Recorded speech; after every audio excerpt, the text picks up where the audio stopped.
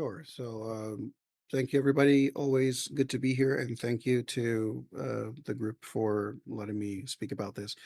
Um, for those who may not know, because there's a lot of things going on in the world, and obviously it's hard to keep track of everything. But on June 24th, there were basically two earthquakes that shook Venezuela within 39 seconds of one another. The first one was a 7.1, followed by another one by a 7.5, and they happened near the area of the capital. It affected various cities and a couple of states.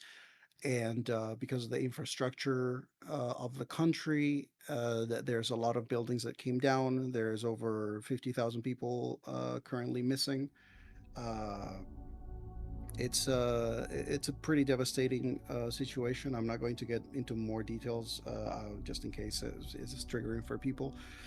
But the fact of the matter is that there's a lot of struggles that are currently happening of people trying to work the ground, trying to see if they can rescue people. The support of the government over there hasn't been the best. Other countries have already shown and sent their people, and we're thankful for it. But this is something that is going to take.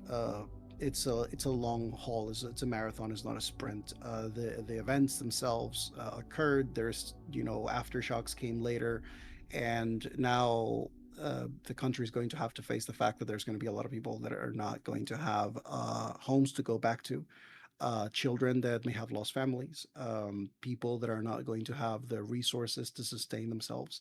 And luckily, the movement of the many Venezuelans who are across the world because of the many motivations of needing to leave, have attempted to get into action and do things to support. So um, in that on that note, as I was trying to think of ways that I can support myself, I figured I would try to do what I know and reach out to the community that I have, and that is you guys, like the TTRPG community, the D&D community, the Edge of Empire, Star Wars community. The goal is to have people support in any way they can. I have already taken the liberty to add a few links to my link tree that are places where you can donate that are like certified places. One of the things that unfortunately is happening in Venezuela is that because of the interim government, which is not to be trusted and has been taking advantage of the situation, there are places where donating may not be the best thing to do because it may not actually get to the people that need it the most. So I have kept track with uh, people like investigators and reporters who have taken the time to gather some links that are direct and trusted, and those have been placed at the top of my link tree. If you go to my profile, Victor the Story Weaver, on Instagram or TikTok, you'll be able to see them there. If you are curious about this more and more actively want to be involved, obviously feel free to message us here on the TBD Twitch, and whoever sees the message can redirect it to me. Now, in regards of what I'm attempting to do with all of this, I have a game that I have been developing for a while. I hadn't finished it yet, but if there was a time and a motivation to get at least the most basic framework of it done, so that I can do something with it, is now. And I have decided that I'm going to try to reach out to potentially multiple channels here on Twitch that I know in the community who might be interested in helping me run one shots or mini campaigns that are all charity based, with the intent of making sure that whatever is donated, whatever is given during those sessions goes to the correct channels to help the support, whether it is, things for children, medicine, food, all of the things that are necessary in situations like this. So we will most likely plan something either for the end of this week or next week here on TBD. But I will probably be looking to do more of these, especially because I know that one of the things that I have noticed and I have learned is that a lot of people don't know what is happening, and I can understand that people can say there's a lot of things happening all over the world, and yes, but the to see the images and to understand the level of chaos and destruction and devastation that just happened to a country that has been in a very tough situation already for over 27, 28 years. It is tough, not just the event itself, but also the road ahead is it's a big uphill. So um, that's pretty much it. The I have a game that I'm going to be putting out for people who want to participate. If you are a channel here that has some level of reach and is interested in supporting in this way, let us know. Reach out to me if you already know me on Discord, Instagram, whatever. Um, if you want to be a part of it, participate in any other way, by all means, let us know. And like I said, my Linktree has a lot of uh, places where you can go if you just want to donate. So yeah.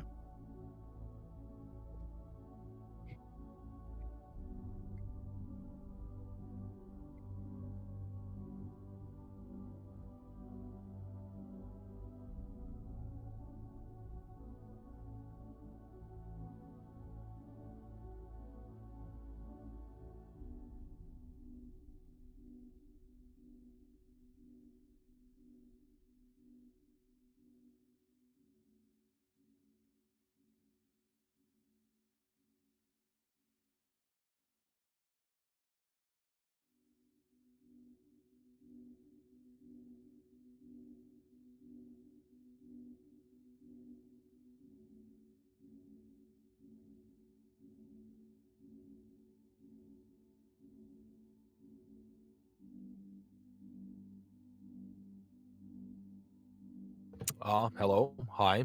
I am Osmandius, Oz, the Great and Powerful. You can find me at Son of a Ghost on all the interwebs. Um, Normally, I'm here playing Roll, your ever beloved Thursian assassin, grenadier, jack of all trades, master of none kind of dude. Um, Tonight, I'm just Oz. I'm here to support my friend and his movement, his cause, and the people in Venezuela. So, yeah.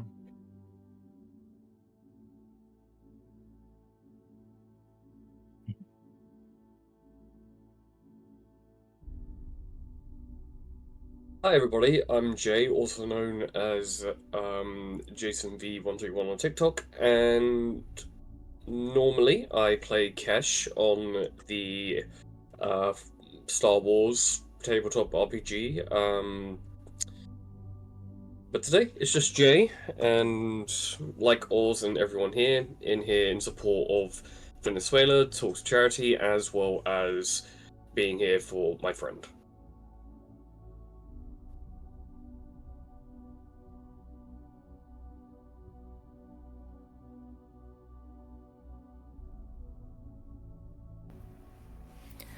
Hi, I'm Ren. I go by Masquerade on the internet. Usually I play Ego for the Star Wars campaign. Um, but yeah, today, or tonight rather, I'm here in support.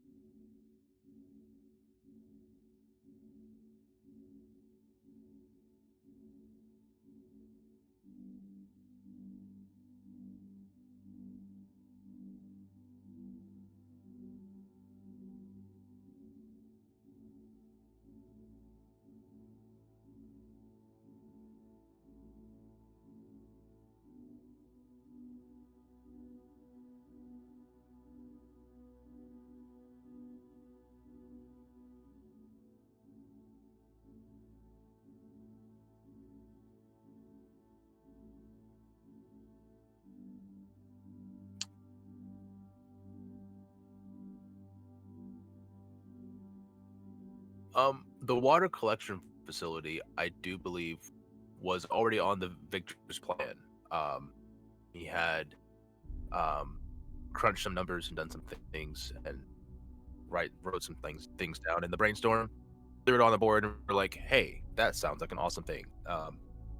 However, for the brothers' hideout in general, that stretches back to 2 years ago when we birthed the coin of the brothers, the two-sided coin of duality that they are. Yeah, that was a very feverish 8-hour brainstorming session. From I think it was 8 hours, maybe more than that. I don't know. Time's weird soup, you know. Definitely was about 8-9 o'clock when we were done in the morning. So yeah, we crunched it through it. So much lore for it.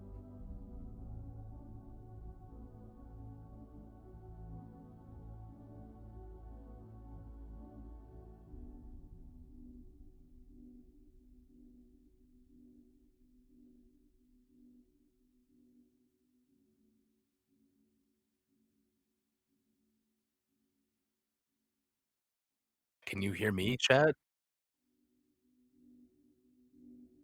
Apparently we can't hear Tarzan right now, but can you hear me?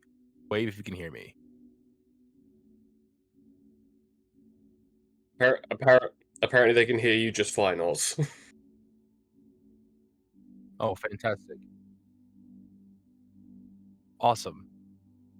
That's very unfortunate. Been talking this whole time and you guys couldn't hear me. That's wonderful. Great. Well, please hold. I think that should be good now. KJ, can you give me a confirmation? Now we can hear me. Great, wonderful. Okay. Forgot to put in my audio input capture for the scene. I'm a dummy. Oops. So, KJ, thank you for letting me know. Quick recap: we're discussing. God, it's so frustrating. We were discussing the charity program that Victor is planning on setting up for in the future, and then we're going over campaign 2 recap and feelings, and then campaign 1 thoughts and feelings, and predictions for campaign 2, and then potentially playtesting Victor's project. That being said, you want to restate your question? My question was, how did this base on Socorro come to fruition? And Oz gave his insights. Victor, are you able to add any more to that? Sure. I actually think that the water collection thing was actually Tarzan's idea. The base itself, the water collection only came to be when we actually started focusing on the fact that it was Socorro. And I was like, when I said, hey, Socorro is the planet that we're using. Mm-hmm. When we said it in the last episodes before we actually went looking for the place. And then I think it was because I put I think you might have, I don't remember what came first, but when I created the map of the inside, I put a section where there seemed to be some water or something, and then Tarzan saw it, and I was like, oh yeah, it could be that there was a font there. I don't remember exactly. Mm-hmm. Because I knew we had determined from the get-go that to kind of do the classic, when people are trying to get away from the world, they go to the Outer Rim, and then the desert planets are sort of a classic, place to go disappear. Mm-hmm. So even in the first season, very early on, the first time that the reference of the desert of our hideout is referred to is the first time that Ojo and Raul separated. Mm-hmm. Because there was a mention that Ojo says to his brother, I'll meet you where the sands dance. or where the dancing sands are, and that's code that for them to know when they say that is because they're saying we'll meet, if anything, worst case scenario, we'll meet there. Meet on And Socorro, so so that's been that hideout. Since then, we've known that this is a thing that the brothers have had, and it was a place where they lived. Now that we have like calculated it more specifically, they probably lived there for 4 years. Sheesh. So that Yeah. was before they, based on the numbers that I cracked, about 4 years before they joined Chav like fully and Yeah. and became like the group of Core Atlas. Very cool. So yeah. Very cool. So Among the Snorlax. right? For context for the audience, Socorro's a smuggler haven. A lot of smugglers and pirates come to this planet to engage in illegal trade, so on and so forth. And it's a perfect plan to go to disappear on for a bit, because it's a bunch of outlaws just getting together, exchanging information, rumors, the potential heists, so on and so forth. So the brothers coming here as a callback from Campaign 1 was a cool idea, and I was all for it. And when they were approached me about potentially having a base on Socorro, I was like, this is a great time to start exercising a what is it called? A base of operations for the party. Instead of constantly being on the go, they can have a dedicated place in the galaxy to fall back to and go to ground, bastion. so to speak. A bastion, yeah. That being said, Socorro being a smuggler's haven, Ren, what's the likeliness that Ego has been through here on their run-throughs? For Socorro, I mean, it is quite likely there is a period of time where Ego is on his own throughout the galaxy. Yeah. And so it is quite possible that maybe not in this area specifically, because I don't think his particular enjoyment of Sarlacc would go for this area. But yeah, no, it's very likely. This is also in the sector. It's close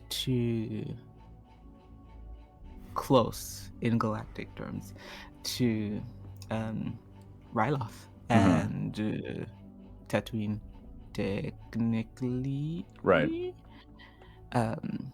So yeah, it is very likely that he has been here before. Very cool. Any chance he would have done any dealings with the Bloody Bones pirates? The Bloody Bones pirates. I think Ego hasn't really been to this side since he was younger, so in his teens. And I don't know how much he was leading the conversation per se, but it is very likely. This might be futuristic information. Never mind. After Battle of Yavin. 130 years after the Battle of Yavin, so following the massacre at Ossus. They not exist yet. I don't think they exist yet. My bad. Never mind.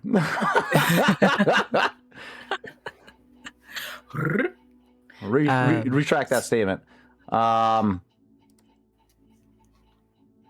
Okay, yeah. Very interesting. So yeah.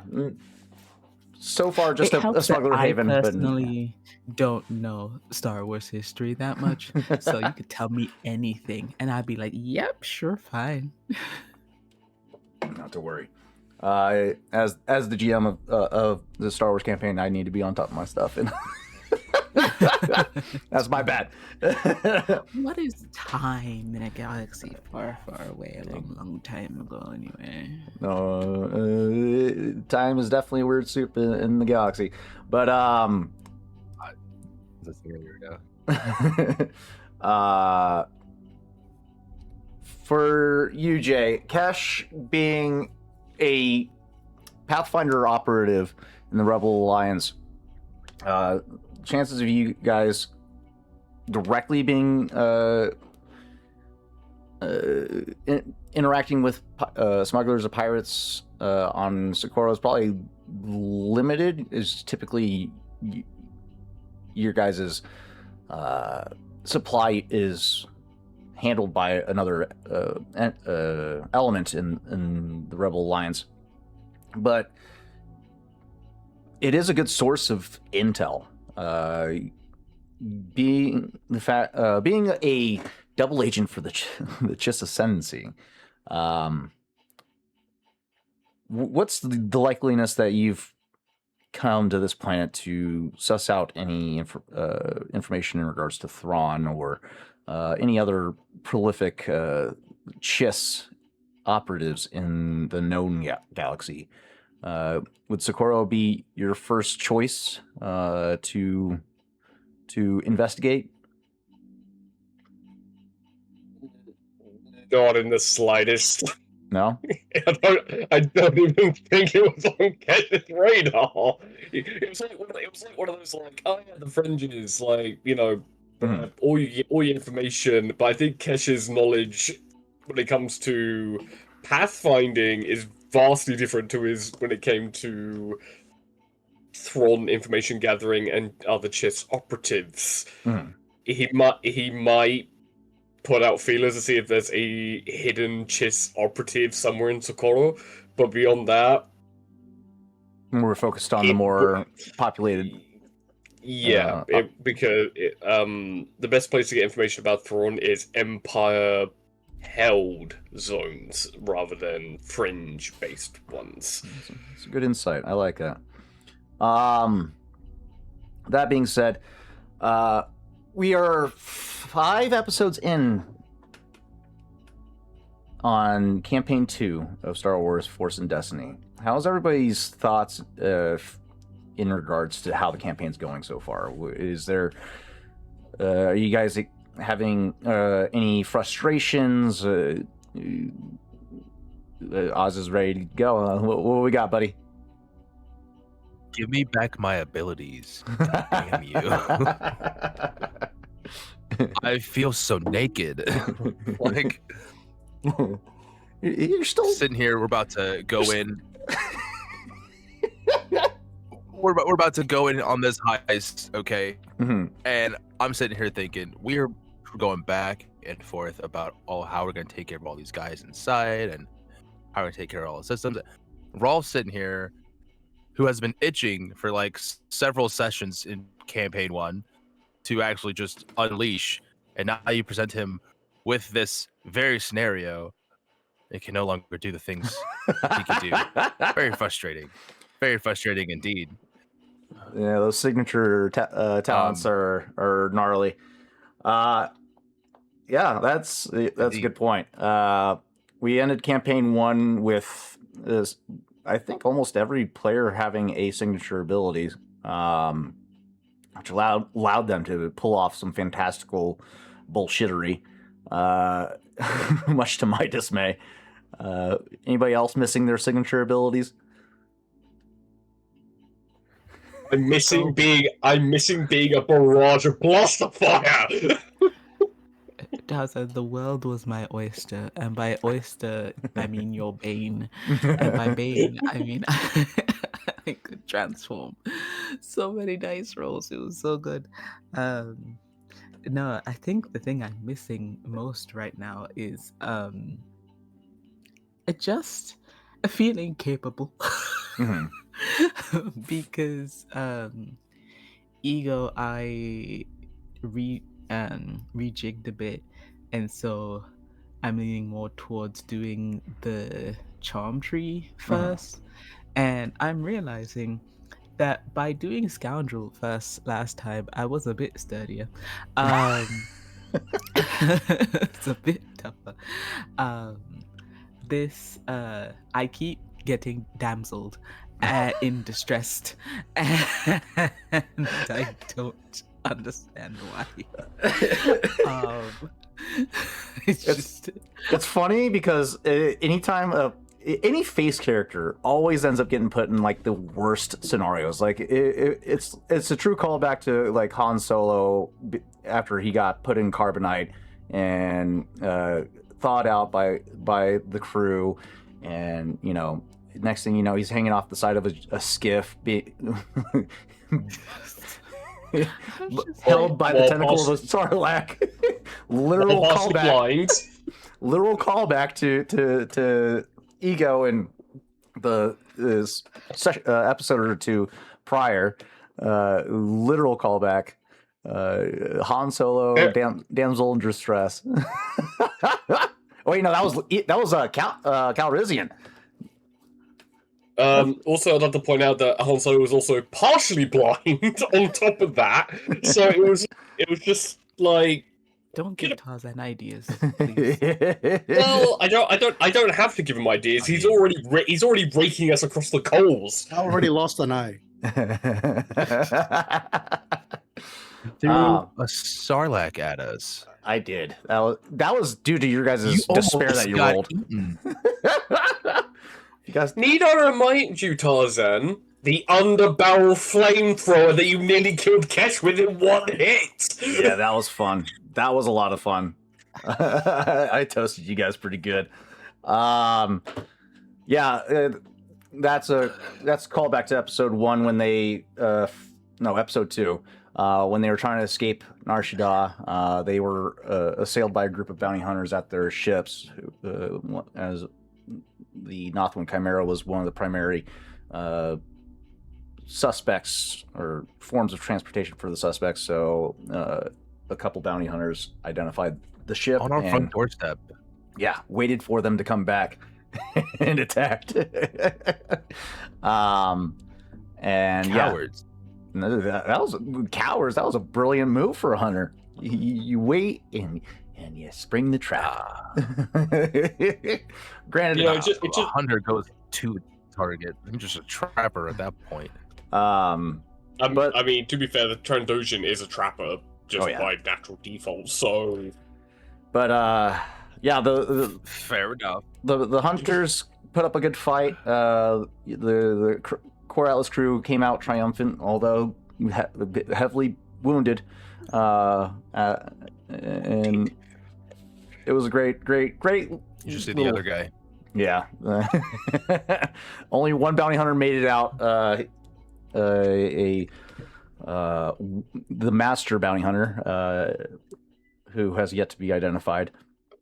But it was great. It was a good episode. I had a lot of fun with that. But yeah, the crew ended up on Socorro, on their way to the hideout, and in transit, Ego got distracted by his fainting partner, Dove, and accidentally drove into a Sarlacc pit and almost got eaten.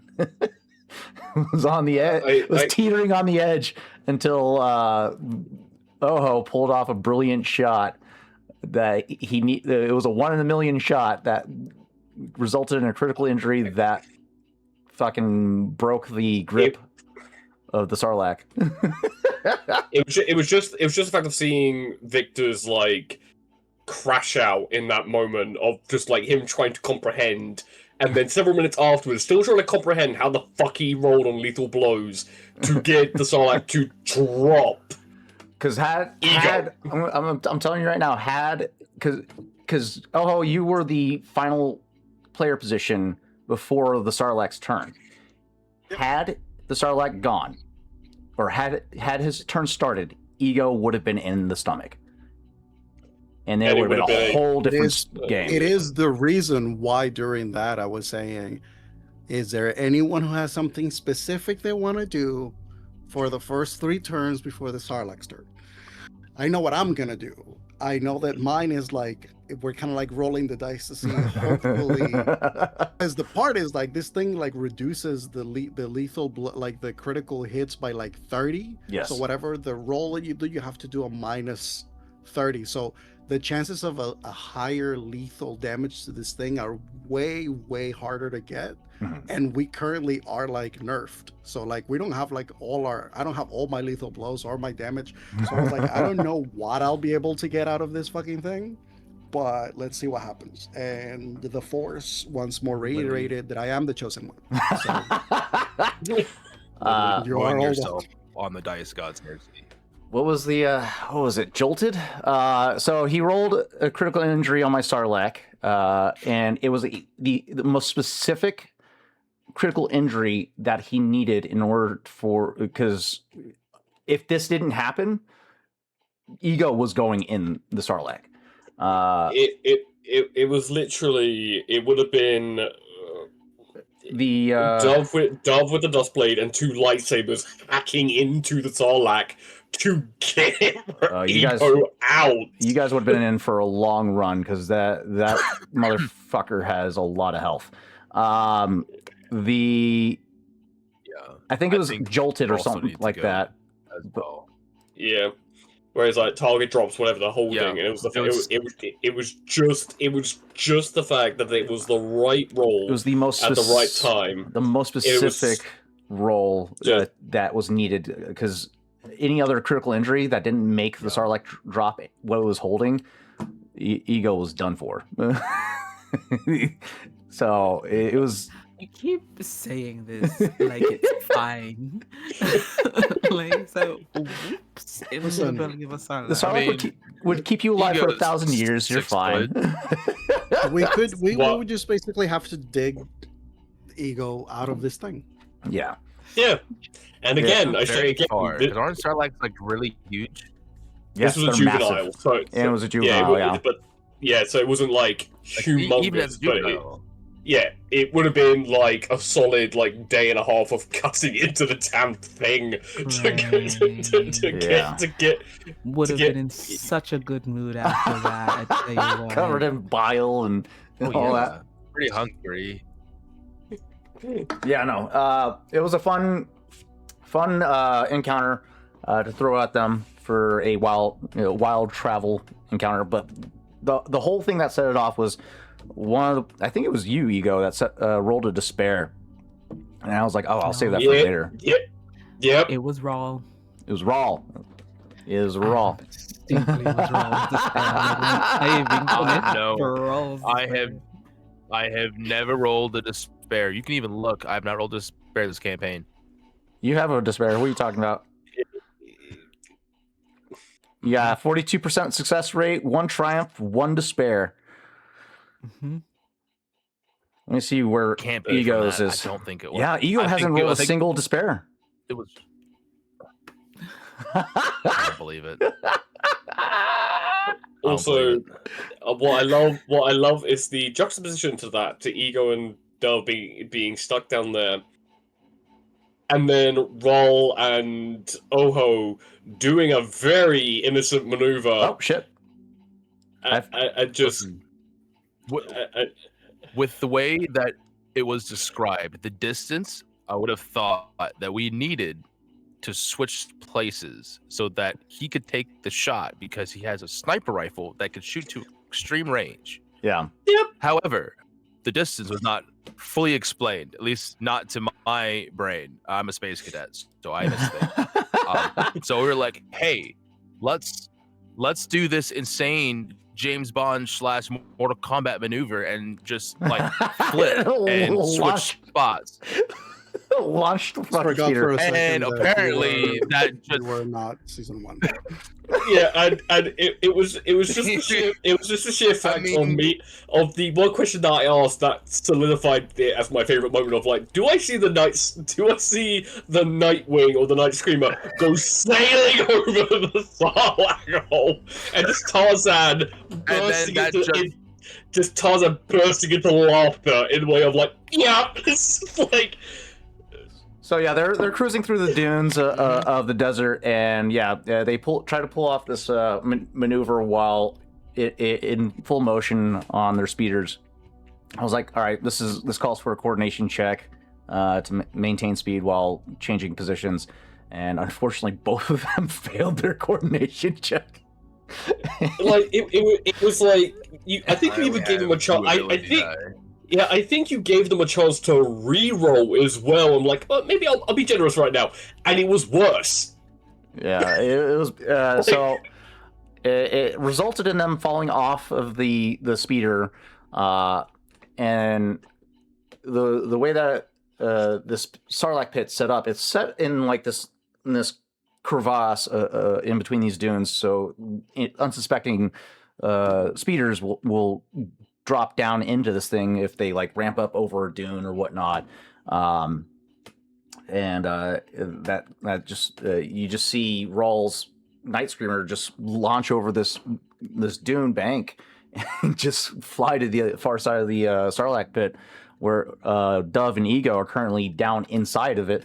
And they get up to the top of the dune, start lobbing rounds down range and getting damage in on the Sarlacc, but it was a tough son of a bitch. Its soak was 9. So it was reducing a lot of your damage to like nothing, and it had like a health of 50. So you guys were like doing that... 4 or 5 points of wounds to this thing and to a pool of 50. And I was like, you guys are going to be at this for a while. Yeah, like, it was just the fact of, like, I had nothing. Ego and Dove were in mortal peril. The only one who had just a chance was Oho with the Night Stinger. And I am so glad that you made it very clear you did not take that with you, and it was still on the Chimera. Because otherwise, I'm pretty sure Ego would have been eaten if that wasn't in Oho's position. Yes. No, last episode, inside that lovely base, not happening. Still in the Sarlacc stomach. Yeah, you guys wouldn't have made it to the base anytime soon. And then my guest star would have had to find you guys out in a Sarlacc pit mid-excavation. Hey, at least we would have gotten a ton of... Yeah, at least we would have gotten a literal ton of meat. Yeah, I don't know if you would want to eat Sarlacc meat, but So these events led up to eventually them finding their base, but they were able to before they went to their base, they decided to conduct a reconnaissance of the area to make sure that the base hasn't been infiltrated by another interested party and whatnot. And they observed neighboring tribes of Ilbanal kind of converging in in close proximity of each other, which is not very common, and came to the deduction that there's probably a source of water that these tribes are converging on, and that led to during this reconnaissance led to them observing a lone traveler wandering into the valley via speeder, and encountering one of these tribes herding their beast of burdens. I can't remember the name of them, but the encounter started getting a little hostile. The crew decided to approach and inquire into who this person was. Come to find out, it's a ISB agent that works for Killbolt, who defected after Killbolt was named a traitor to the Empire, and was sent to find the Corralis crew to help with the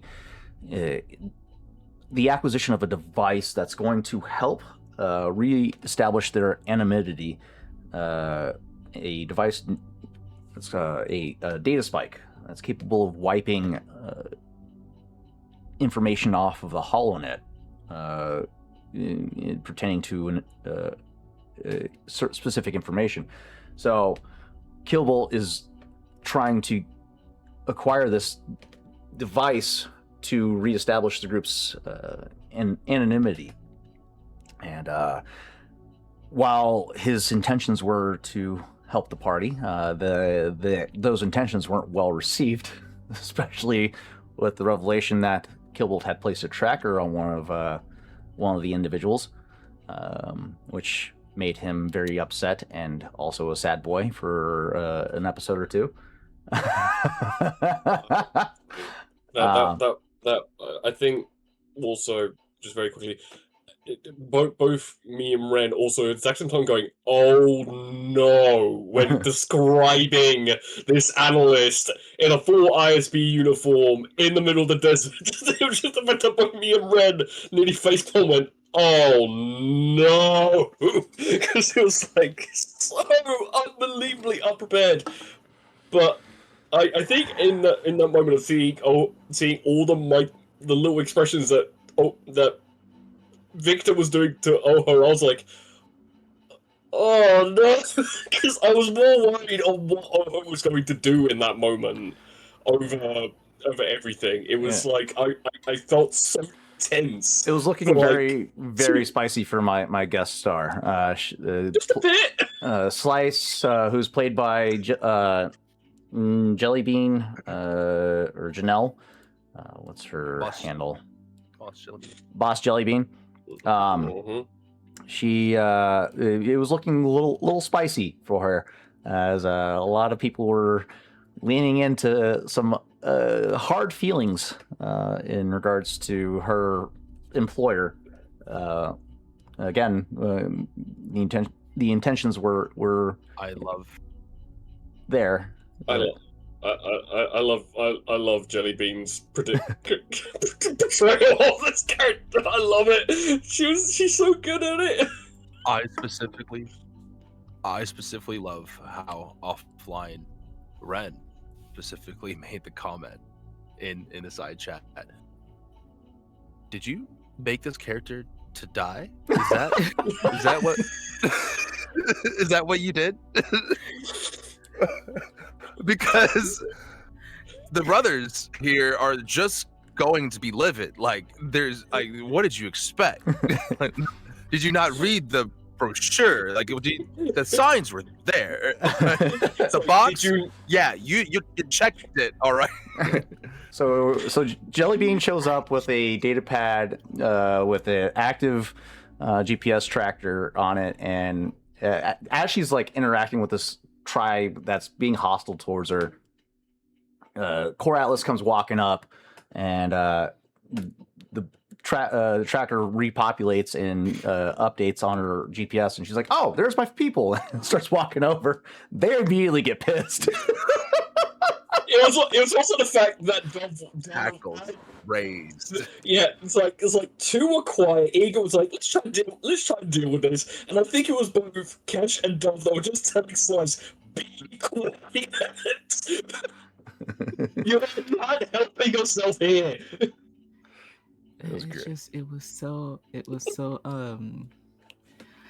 It was too nonplussed for the situation that she was in. The Raiders were gonna kill her, She was so potentially, and then she's like, "Oh, this is the one I've been tracking."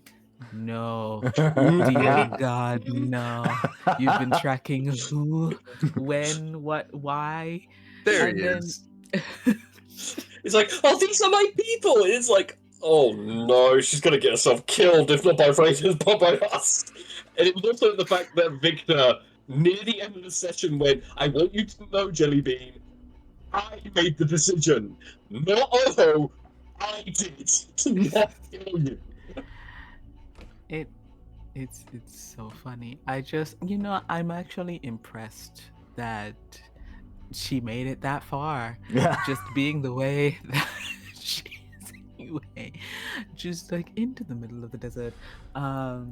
No idea. Like, does she even have a weapon?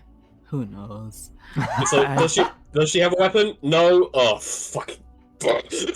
She's here for one. I mean, one task and one task we only. searched her, so She had no weapons from observation. We searched her. She had no weapons, just the data slate. And then when Jellybean literally went, oh yeah, she's watched everyone on video feeds and got notes from Killbolt, and I think everyone went, oh, fucking Snap. It was You just did like, what now? That being said, fuck's sake. this leads up to my next question. Let's start with you, Victor. What was your thoughts of the introduction of Jellybean's character, Slice, and her locating the group? How did you feel about that? I first was like, this motherfucker. That was literally my reaction, my first one, because the whole thing was, we're looking for a place, and this was partly because you brought up the idea of like, to having like a base of operations. And I'm like, okay, base of operations means we're finally going to a place where we can actually like settle, take a breather, and like regroup. And on the day of arrival, you have an Imperial dressed officer having an argument with the locals just a few clicks away from the goddamn space. And then on top of that, you justify it with Killbolt put a tracker on Ojo. And then I had to work real hard so that I wouldn't go, we are leaving. Because that was my first impulse, was taking Boss Jellybean's character down and then just going back on the run.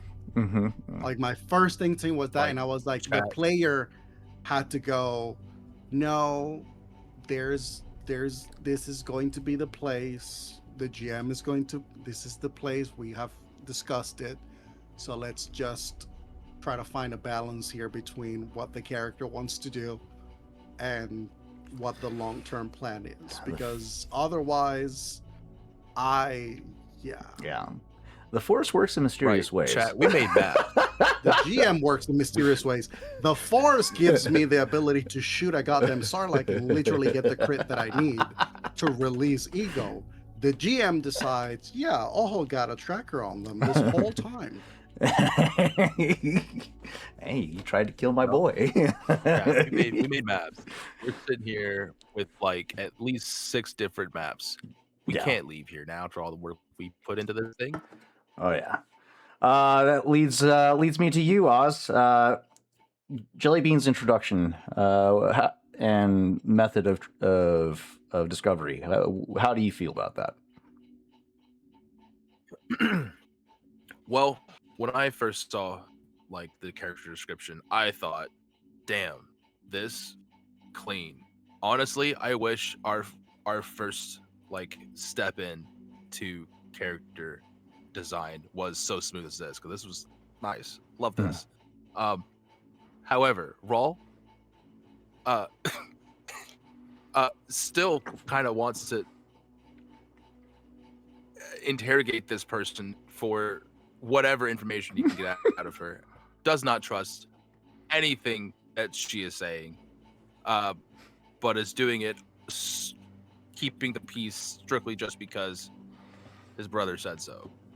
Nothing else.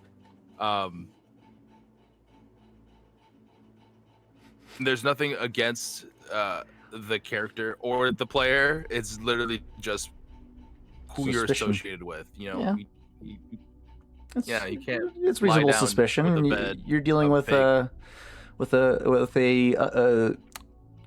secret organization within the greater expanse of the Empire, who is notably known for constant subterfuge. Most notably, the original agreement that you had with Killbolt, which was to help eliminate the Emperor. So the seeds of doubt was instilled since day one when this campaign first started, when dealing with the ISB, because what happens after you eliminate the Emperor or help eliminate the Emperor?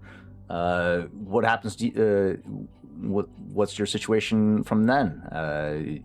does the ISB let you live? Do you have to do they try to kill you? So on and so forth. So it was already on uneasy footing as is, and especially by the method of which Killbolt implemented your guys' employment, which was through blackmail. So yeah, it And then makes tried sense. to kill us several times. He didn't try to kill you. If he wanted to kill you, he would have killed you. At least he Okay. definitely would have killed Intimidated Chav. by killing somebody else.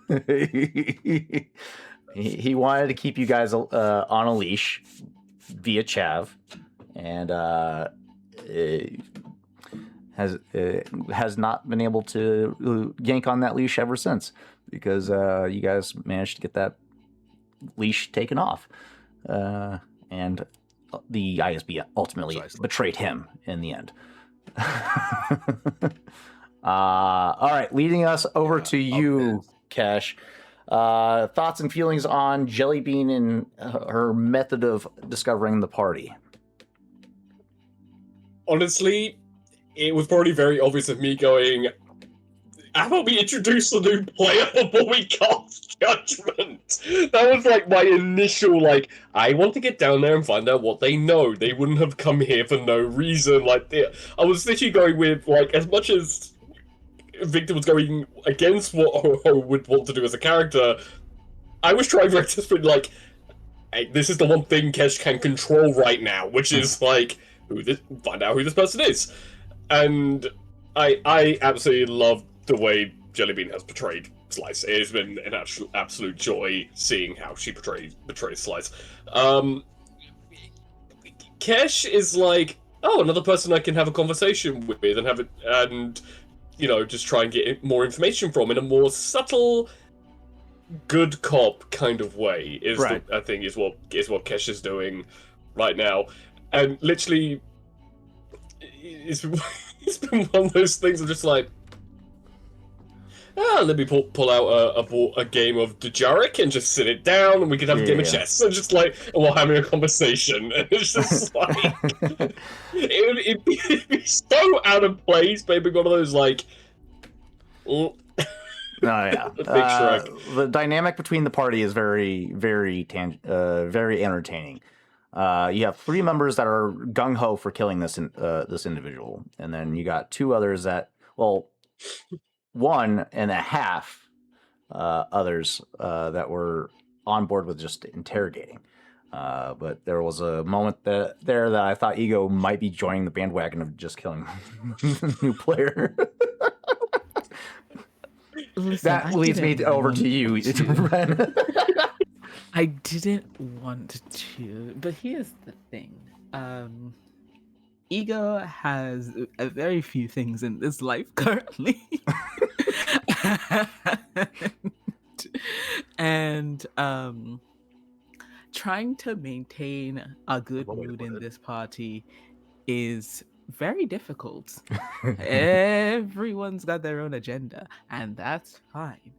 But immediately putting Oho in the kind of mood where he gets even quieter put immediately on his shit list. I'm not gonna lie, because what do you mean the quiet can get quieter? He's not even looking at us now. This is great. I work so hard every day to do this to me. I punched in on the clock. I'm here at 8 a.m. every morning. I'm just like, and I think again with what had been happening, he had not been in the best mood, but he was still trying. Right. And so I think it just prompted that tiny little slippage into the darkness. Fair enough. No, he And wasn't. I think what also contributed was probably, almost being eaten by a fucking Sarlacc. No, that didn't help. It didn't help. And so I think, initial impressions of Slice were not good. And were someone to try to kill her in that moment, he would have just chalked it up to a loss. So, just like, oh well, you know, such is life. Fair enough. Yeah, But yeah, everybody, slept it off. Tempers were cooled. And the following evening, you guys got to learn about the mission that she was sent here for, which was the mission to acquire a controlled contraband, that of which being a device that is capable of wiping your personal information off the HoloNet and reestablishing your anonymity. That being said, thoughts and ideas about this device. I'll start with you, Oho.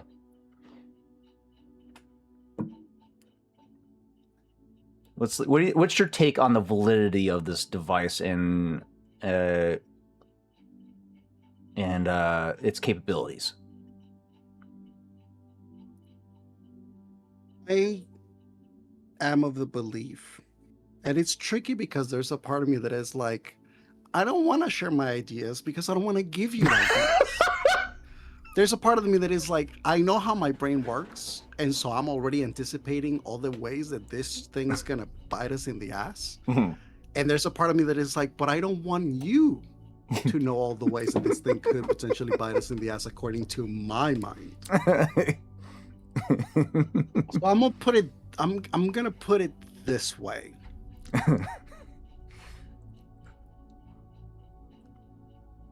The way that I have, the fear that I have about this is the equivalent of somebody, like if you were to get like your apartment is flooding, Mhm. and then somebody goes, there is a valve that if you get it, you can stop all the flooding. And then you're like, cool. And then you get the valve and you hold it in your hand.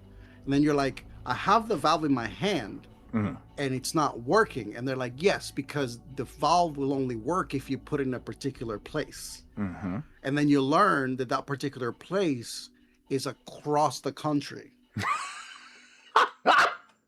And you have to take the valve that now you have in your hand in front of your flooded apartment, but then you have to go on a fucking adventure thousands of miles away to be able to use the goddamn valve, because the valve on its own is just a fucking thing that you have in your hand that you can use as a paperweight. That's a So that is my concern. that is a great because- analogy. And that's basically that is my concern, that I do not believe that this thing is just like you get it and then you're good.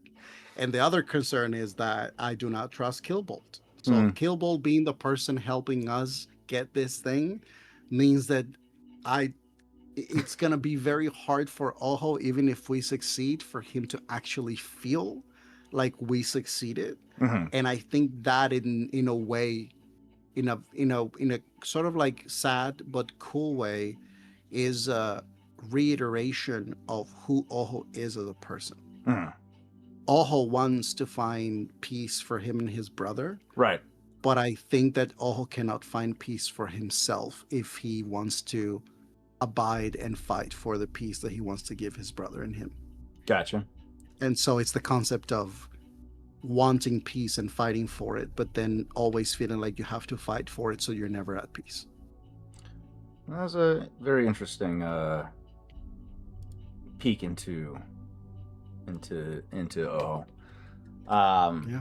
I like the Which I think it's getting exacerbated on this season. yeah. So there's some I am debating, and I will see how this season goes, but there may be some twists and turns that Oho may go Yeah. around that we'll see where it leads. It's an interesting prospect because it's something that a lot of military veterans or active service members also contend with consistently. Is once the war's over, is the war truly over for you?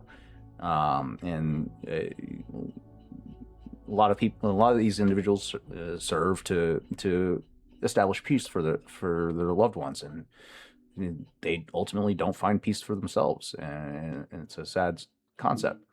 With that being said, let's move on to Oz and your thoughts on this device, the Clean Sweep Data Spike, as it's been affectionately called. Well, I will echo with what Victor said when I say this. It is very hard to try to plan against your own mind. So, yes, also hesitant to fill in the blanks for you, Tarzan. However,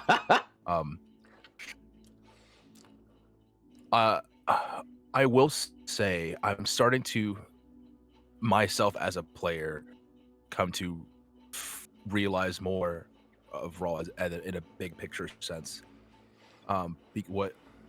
Because he does not like change. I'm coming to realize at all. Very much so hates it. Where I described him in the beginning as a big lover of chasing the fads, city trends, style, fashion, all that stuff. The newest model of blaster, whatever. But when it comes down to the fundamentals, the deep core value type things, he doesn't like change at all. And when it comes to his brother, who I believe it was his brother who had suggested that we work with Chav in the first place, and then we go to this mining colony on one of our first missions, and everything goes to shit. And then his brother later down the line leaves him in the middle of a firefight. And then now we've come full circle back to Socorro, and it's threatened once again with the anonymity being taken away. Right. This last, I guess, final place. And you're telling me that this one thing that could make it all better is on some moving train. The train in question, employee of the Empire, the information of us knowing that this thing is there, given by our most hated enemy. You're telling me I have to go through all of this just to get back to normalcy? This doesn't add up. Doesn't make sense. So yeah, Raul was very conflicted with his reasoning for us being here when we could all just go away. Right. It's like we've done this before. Him and his brother. We've done this, sing a song and dance. We know how to do the steps. It's a 12-step process. We've already been there. We just got to do it again. Yeah. So why are we doing this? He's very much, not in it. Gotcha. All right. Let's go down to you, Kesh. Thoughts and feelings about this clean sweep data spike. What's your concerns about this device? Kesh has probably got so many legitimate and very out there fears when it comes to this thing. Because it just he literally is the pragmatic mind of, if it's too good to be true, it probably is. Mm-hmm. And there's a lot, and it's like, it might just be one piece of a clean slate data spike. And you need like 3 other fucking pieces to complete the damn thing. And then you need to go to an ISB mainframe to hook it up, and then you need to wait 72 hours in order for it to actually do that. But when you do that, you get a giant red light over your head saying, you are right here. It's like breaks. You're giving Tarzan too much. It's not even giving him too much. I'm pretty sure this has gone through Tarzan's head at least maybe once in a way of like, yeah, how much can I actually, coin this and make the players go, for fuck's sake, after like 5 sessions. But when it comes to Kesh, I mean, I mentioned in the last session that he feels overly exposed. Mm. He made literally, he was fine. He was with a Pathfinder group. He was on Varlene, and then Corella showed up, and he made 2 judgment calls, contacting his mum, as Victor likes to remind me all the time, and trying to be the fall guy for Rawl and Oho logging into a high security terminal with for various different reasons to try and get information. Right. And then having to go through his contingency of coming out slightly as a double agent and being slightly exposed and not having fun, and then having his whole team go, "We want your mind, we just don't trust you." Right. And it's like, great. And then Ego more than once going, "You really need to let this go. It's not going to end well." And the fact that Ego is continuously saying that and him going, "Nah, nah, nah," and then having that one moment of reconciliation and still not letting it go, and then him losing his entire squad, the fleet, the person he was serving under, and just having that moment of like,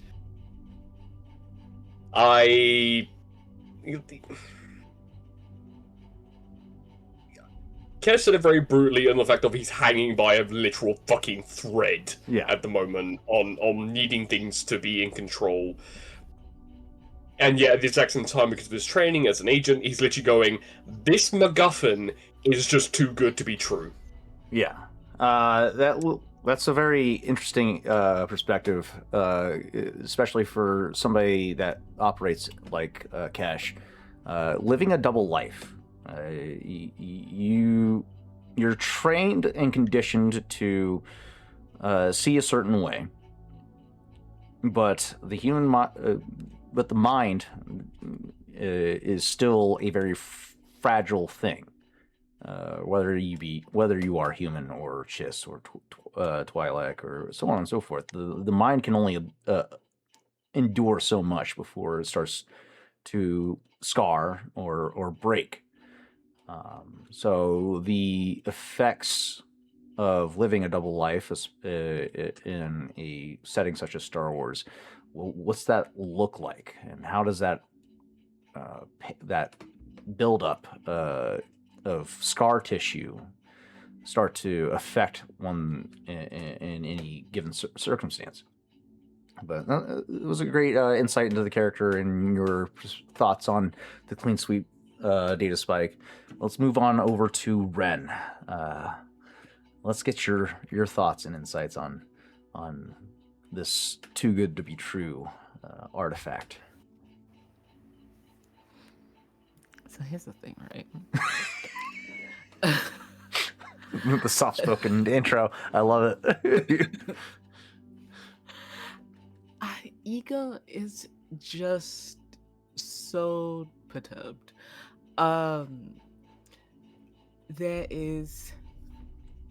They are putting potentially so much at risk in order to try and get this data spike, this thing that's supposed to cleanse them of this bounty, whatever. I think Ego is truly of the opinion that it can go either way, and he's not entirely certain that going after a train in the middle of nowhere to potentially get a thing that is surrounded by Imperial forces is the path forward. Is he gonna voice that? Probably not. Because at this point they don't really have a whole lot of options. Right. So it is yes. No, I thought you were gonna say something. Oh no. And so it's just this thing of he is trying to keep composure about the fact that were it him by himself, which is his state of being for several years out in the galaxy, Right. he probably would have just like gone to ground in a hole and not come out of it for a while. Or on a beach somewhere. There's many lovely planets that they could retreat to. Sipping and bantha live coladas. Yes, some bantha coladas. Oh, delicious. But the fact remains that he is currently reconciling the fact that he doesn't want to leave the crew, which is its own problem. That's its own problem and conundrum to be dealt with at another time and another day. But he doesn't want to leave the crew, and so this plan coming from this oddity of Slice, who's in league with Killbolt, who is not on their side. It's not on their side, but not really on their side anyway. It's just there's a lot of variables that he's not entirely comfortable with. Right. And if this data spike doesn't do what it says it's supposed to on the tin, I don't think he'll be best pleased. I don't think he'll be best pleased about it. That's because fair. I don't think we're coming out of this without a modicum of severe injuries. I like it. Okay. Very interesting insights. To ease some of your concerns, I have thought about the other possibilities and factors, so don't worry. So what you brought up is not new for me. It is things I've considered, but and decided to do away with. I will neither confirm nor deny. I will only confirm that I have thought about it. That being said, yeah, the device being introduced was I knew it was something that Killbolt would immediately consider, because one, he was placed on this this ship bucket list with you guys, so it was something that if he wants to be able to navigate the galaxy, he needs to get his hands on. And being encompassed with the group of Core Atlas, it's imperative that you guys get your hands on this device. So, that being said, timeline-wise, we are a year out from the final battle that does result in the death of of Emperor Palpatine and Darth Vader. More specifically, we're only a couple months out. This is the wrong fucking window. Here we... Nope. Guys, this is Tarzan saying he's gonna make sure that we meet Darth Vader before he dies in real time. So we are month 4 ABY. The second Death Star explodes at the end of this year. And that results in the death of Emperor Palpatine and Darth Vader. So, how many months are in a galactic year in Star Wars?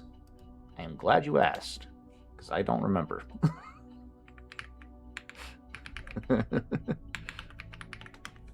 Galactic Standard Year is how many months? Survey says...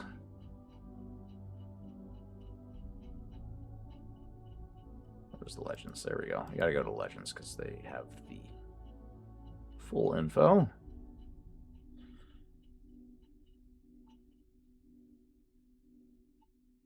Should have had this pulled up before. 10 is months. 12 months if it's canon, 10 months if it's legend.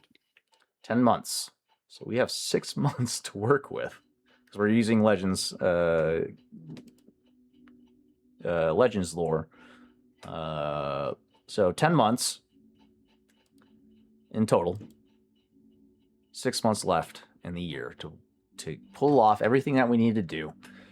Get get you guys in place to affect the canonical timeline, that which results in the death of Emperor Palpatine. And we are month 4, day 30 of 37. So you have 7 more days left in this month till you're month 5, which puts you halfway through the year, leading up to the death of the second Death Star. We got our windows closing, guys, and I'm excited. We could probably blow it up before that. Just give Roll one thermal detonator and some duct tape, and we'll get it done. That being Can said, we just torpedo Roll from? once he gets his to last man standing signature ability back.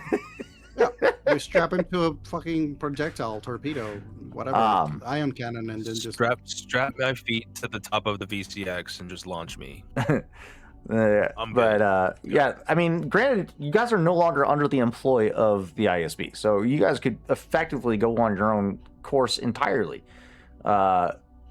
But Killbolt is still on that path of wanting to. I mean, he said so himself. He still wants to reshape the Empire under his little bitch is what he is. under his image, of what he sees as a perfect empire. So, that being said, do you guys continue? If you guys continue to work with him, that's up to you. But that, regardless, he's going to try to affect change through the rebellion at this point. Now that he's got his feet planted in the rebellion. So I know you guys are dying to kill Killbolt at some point. That being said, Kill the It's on unkillable. the name. he's It's on not the name, bro. he's not unkillable. He just does. He does love having contingencies in place. But that being said, Like a roach. the best way to kill somebody that likes to keep himself untouchable is to keep yourself in close proximity of him. Does that mean No, the best way to kill someone who thinks of someone untouchable is to kill them. The problem that Killbolt has built for himself Kill them harder. is that one of the things that makes a person that has contingencies untouchable is that the people that are facing them don't want to face the risk of what it would mean to kill them because of the contingencies. The problem is that Killbolt already put Coratlas through so much shit, then what is just a little extra shit afterwards? fair? And so his risk was, I think, in my opinion, and Killbolt doesn't know this, so Tarzan, Fair enough. you delete this from your brain. I think Killbolt pushed Ojo a little too far. I think he pushed Ojo to the point that he has had to fight for keeping his brother and himself alive for a long, long time. Yeah. And if Killbolt's threat is, if you kill me, I have ways to expose you, is like, yeah, you have already. Right. So like, okay. Well, this wasn't Killbolt's doing. No, This no, no, was no, no, no, Watcher. no. This was Watcher 7. Okay. It's Doesn't- okay. Does not I just- matter. I just want you But- to understand when yeah. when Ojo shows up, when Killbolt wakes up from hugging his teddy bear in the middle of the night, and his sleep cap with oil for his mechanical brain seems to be gone, and he wakes up and looks in the corner of his room, and there's a shadow there. Just preparing you for that, to make you understand that he's not going to be pretty. Just wave hello. Yeah, like Paralysis demons that were there usually in that corner ran away when Ojo showed up. I will also say There was only that one shadow. yeah.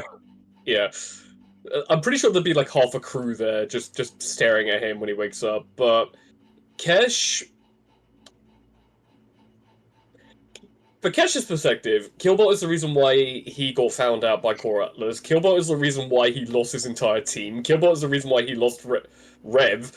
Killbot is the reason why the ship blew up. And the whole ISB is the reason why Killbot was created in the first place. And also the way that Killbot described himself of like, I'm going to put myself on top to make sure everyone's equal. Kesh's immediate reaction to that was one part rebellion, one part agent. The rebellion side was, well, what are you going to do with the people like you when the next group of troublemakers are going to show up and cause you issues? But the agent side of him is just sitting here going, I have thought of 20 different ways that I can dismantle your entire organization in one day. And you've now threatened the one crew I've got left. Yeah. So while Oho's going to be there in the corner, and Emperor Killbot was going to be like, the guards are already gone. Right. Not because Oho killed them, but because Killbot's been exposed for everything he's done. So there's no point in them staying there. Fair So it's like the great thing about someone with contingencies, they forget to plan for the obvious. They plan for every contingency but the obvious. No matter how good you are, there's always one obvious flaw in every contingency. Yeah. And Kesh is just going to find each one and just go, press. And just basically keep pressing each obvious each fatal flaw. And just kind of go, oh, oops. And then just let the crew do what they're going to do. He has no hatred towards Killbolt. He has a promise and a lot of apathy towards Killbolt right now. Gotcha. All right. It is an hour and 30 minutes into To Be Discussed tonight. We're going to go ahead and take a quick 5-minute break to resituate ourselves, rehydrate, get bathroom breaks, whatever need be. Don't go anywhere. We'll be back in 5 minutes, and we'll continue this discussion when we return. Don't go anywhere.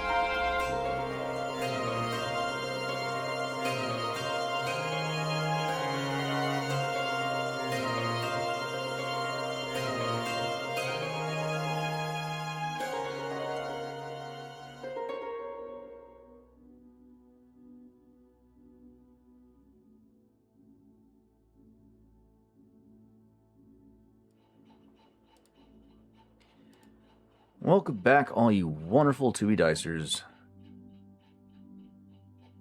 There we go. Okay. Thank you for joining us and sticking with us for the break. Let's get back into it, shall we? We left off with discussions of campaign 2 and what we've expected and enjoyed so far. Let's go ahead and wind the clocks back a little bit and talk about campaign 1 and thoughts and feelings about how the events played out and what stood out the most to us. Let's start with you, Victor. What was the most? What moment stood out for you the most during campaign 1 for Oho? In regards to your character, what defined him the most throughout the campaign? Wow, that's a tough one. I don't know that I can select one particular moment. I think that there are like these moments throughout campaign 1 that I think are like seeds of, you know, when you're playing a game like this, you're doing a lot of things all the time. Like you're doing combat roles and you're doing like activity roles and skills and things, and then you're role playing and narrating the story, and some parts have more like impact than others, and every so often you get to those like moments in time when all of a sudden you kind of feel like you knew who your character was, but this moment all of a sudden like solidifies a little more about that personality and you get to understand them more. Like the moment where Oho jumped off the Chimera the first time, looking at his brother through the glass while he was outside, and he jumped to follow Eliza. Yeah. That moment feels to me like it was probably one of the first moments where it was a moment that it was not just about the character in the mission, but about the character as a whole, like who he is and the story that has come with him from even before the campaign began. Right. Because of that relationship with Raul. So I think that moment was a big significant moment for him. I think, I mean, seeing like the moment when he showed up in the Sith temple on Korriban, seeing his brother like being elevated and like fucking lifted by a Sith entity, Sith entity, and in a way that's basically like when he left and then when he finally comes back, and to have done everything he did to come back and then suddenly see his brother suspended in the air in a Sith temple is like, it's the equivalent of shit, like, am I too late? Not just a typical Sith temple. It was a temple that was buried underneath a valley of Sith lords. Right. This entity was meant to be contained, and events that played out allowed him to escape his containment. So that being a factor, and how that's going to affect campaign 2. I cannot wait for you guys to discover. And then on the fun side of things, Moff Oho was probably that was a very fun moment in the campaign. One of the most that was a highlight for sure. Highlights of the season for a character. I don't know if I have clipped that, but we need to clip that.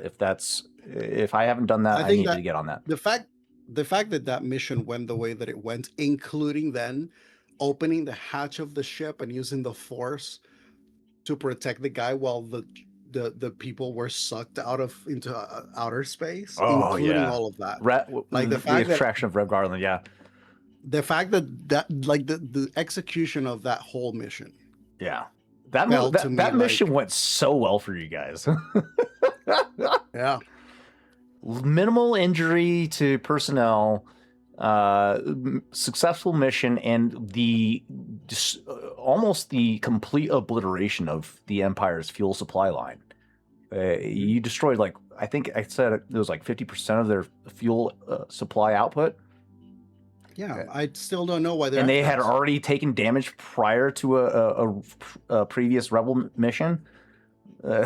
So they were already Still at can't it. put Go ahead. Why they're after us is beyond me. Like, I cannot see why. But yeah, that's some great great moments from Oho. Let's move on to Oz. What were some defining moments for you when playing Rawl during campaign 1? What moments stood out the most for you?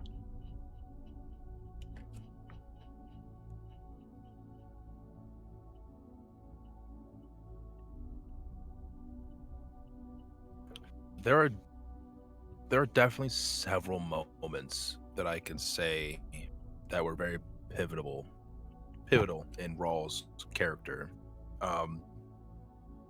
The time when he thought, yeah, fuck it, we could chop that kid's arm off. It's fine. The voices will said it's okay. To a couple weeks before, his brother leaving him in the lurch, thinking, I have to save him, but at the same time, his brother never says anything he doesn't mean, and he said, no. Yeah. What? What do you mean?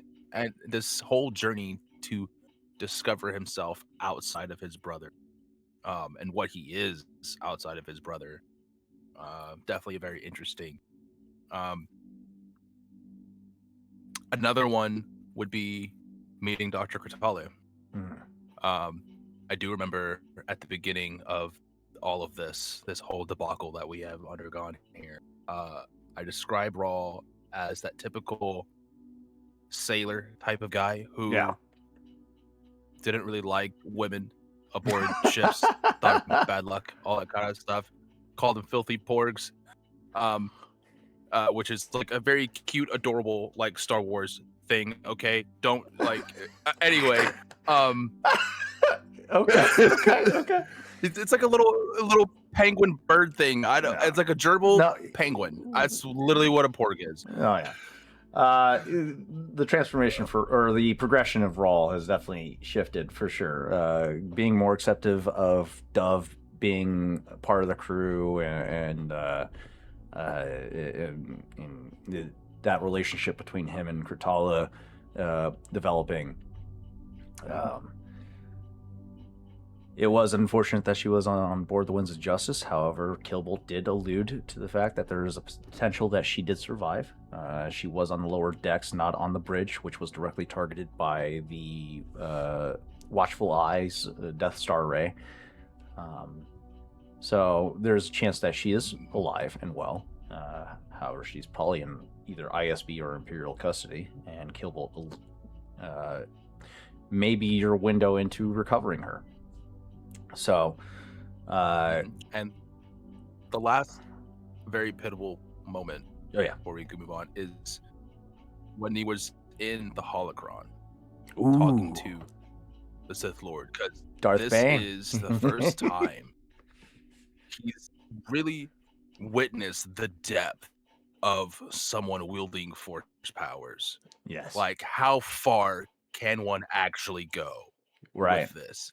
And then seeing the visions of this imprisoned Sith thing who years ago terrorized the galaxy single-handedly.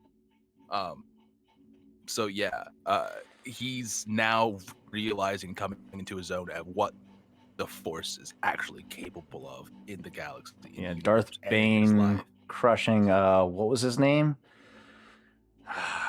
The leader of the Crypt Chasers. Oh, the Doctor? Yeah, I can't remember. I forgot my own NPC's name, but yeah, Darth Bane crushing him in the projection Thanos snapped of the holocron, and then you guys seeing his body in real time, in real space, folding in on itself. That was a gnarly moment. that was crazy. But yeah, that was just. I don't think Rawl still has recovered that isn't even actually like Darth Bane fully. That's just a partial. That's a fragment of Darth Bane. It's not him in its entirety at all. And that was there to protect or to prevent people from getting any further or any closer to the entity that was below his temple. So that the fact that he had power at all in that holocron was impressive in itself. But yeah, the mission on Korriban was one of my favorite moments for the crew. You guys getting access to untold power, the reintroduction of Oho back into the campaign after his hiatus with Eliza, and you guys' escape from the planet as all hell breaks loose after the Sith Lord breaks, or the Force entity breaks loose. You guys had the whole planet descending on you of monsters and creatures just coming after you. You guys escaped narrowly without being assailed by flying monsters and whatnot. It was awesome. I loved that moment. We also had Guy making quite an entrance with the light skipping attempt. Yeah, crash landing on the planet. Yes. That was pristine.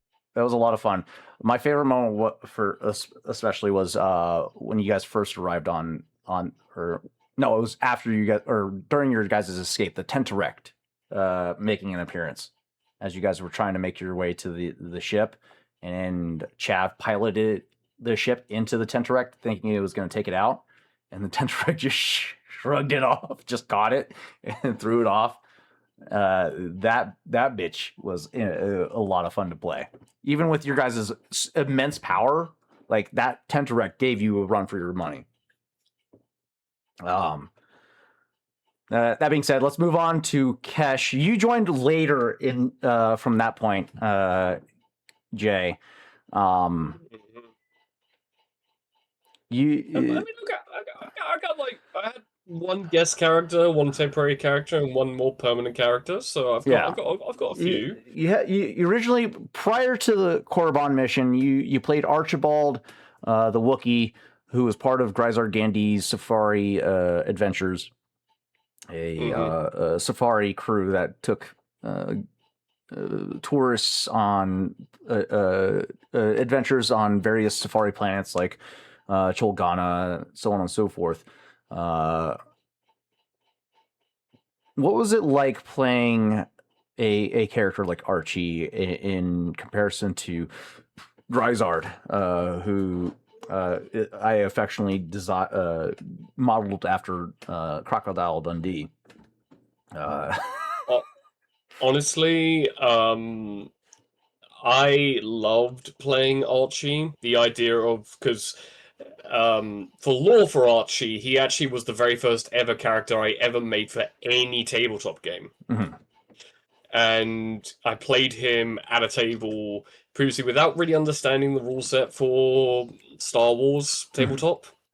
And then the fact that I was like, is it okay if I bring him back? And you gave me the green light, and so I got to bring him back, and he was armed to the bloody teeth with like a vibro axe, 2 blasters, a bowcaster. Like he had like and a vibro knife just in case. Yeah. But what I absolutely loved about him was just the sheer fact that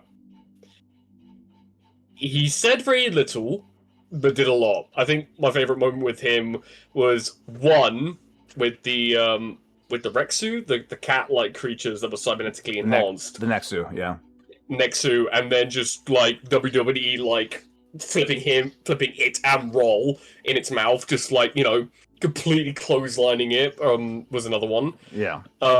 Going toe to toe with Blaster Fire, and then you going, how the fuck did Archie take no damage? Because his soak was so. I think he had just about the same amount of soak that the Sarlacc did. Like, he had 9 soak by the end of it. Yeah, so he was like and he had over 30. He had a 30 hit point threshold as well, so he had like 30 wounds and 9 soak. So he was like, if I just if I recall, when you first approached me with Archie, you said he had been captured or by Imperial. Last time anyone saw Archie was that he was captured by Imperials and was dropped off at a prison planet. And I love the fact that how he said, oh yeah, there's a particular individual that's important.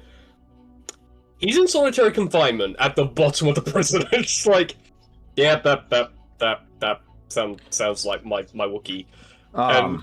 Yeah, so like my reason why I bring this up is because Grisard was a humanitarian. He's very passionate about equal rights for all species. So he's the Safari business that he runs as a cover for missions that he takes on to liberate indentured peoples. And that was the introduction of Archie into the Grisard Gandy Safari services. Was Grisard encountered Archie in one of these pursuits and freed him. So that was a fun little side story that we were able to tell back during that one shot that we ran, and then truth be told, I do miss Grisard. He's a fun character, and I would love to bring him back, but he is currently in prison. Just a little bit, yeah. Yeah. Yeah, I do miss Archie every now and then. I do miss being the giant soap tank along with Raul, and it was the fact that both of them could clear out a room by themselves and just let everyone else walk through. Like they were nightmare fuel by the end of that. End of campaign 1, Killbolt did reveal that Grisard is alive. However, he is in prison. If I recall, Archie has been working on trying to locate Spring him. and free him, but he has not been captured. So there's a chance that Archie could return, especially if you guys are going to start breaking into ISB prisons to free your friends. I would need to get a rundown of if he's buffed or nerfed. Because he hasn't had anything taken from him, so he still would have everything. This is true, but no. So I mean, a lot of your guys' friends are imprisoned at this time. Who and if they're some of them are living or not has yet to be discovered. But yeah. That being said, let's move on to Kesh's story. He was introduced late into the campaign 1, as the final leg of campaign 1 to liberate Nothwin. What was the initial question that I asked? What was the favorite moments of campaign 1 for the characters? What was the most standout moment for Kesh, in your opinion, for campaign 1? The very first one that stands out is the 150 lethal blow score. That was instant death to a death trooper. Because it was like the death trooper. Yeah, on the Northern Chimera, that Oho had just pulled Ref Gullen in. We're in the vacuum of space. No, I think we had just closed the hatch with after the Chad going. Yeah, after getting as many Death Troopers out and there's one left, and literally it was a fist fight between Oho and the Death Trooper, and it was like could go either way. And the Death Trooper had a thermal detonator in their hand. And they were gonna like set it off to kill him and Oho and potentially wreck the ship and create a hull breach. Which would have been just instant like game over for Riff Garland. And it was just the sheer fact that rolling all that, getting crits, rolling 150, and it was just like dead. There was like nothing the Death Trooper could do, and I think we had to like go over it, I think twice to make sure we got it correctly. and it was just like the moment of like, yeah, Kesh just casually just walks on and just starts unloading with 2 blaster pistols and then just point blank shooting him in the neck until he's dead, and it's just like That was a good moment. yeah. Third person, definitely Moff Oho, and the jokes afterwards of what happened to that station CEO of like him realizing he'd been duped was still my personal favorite.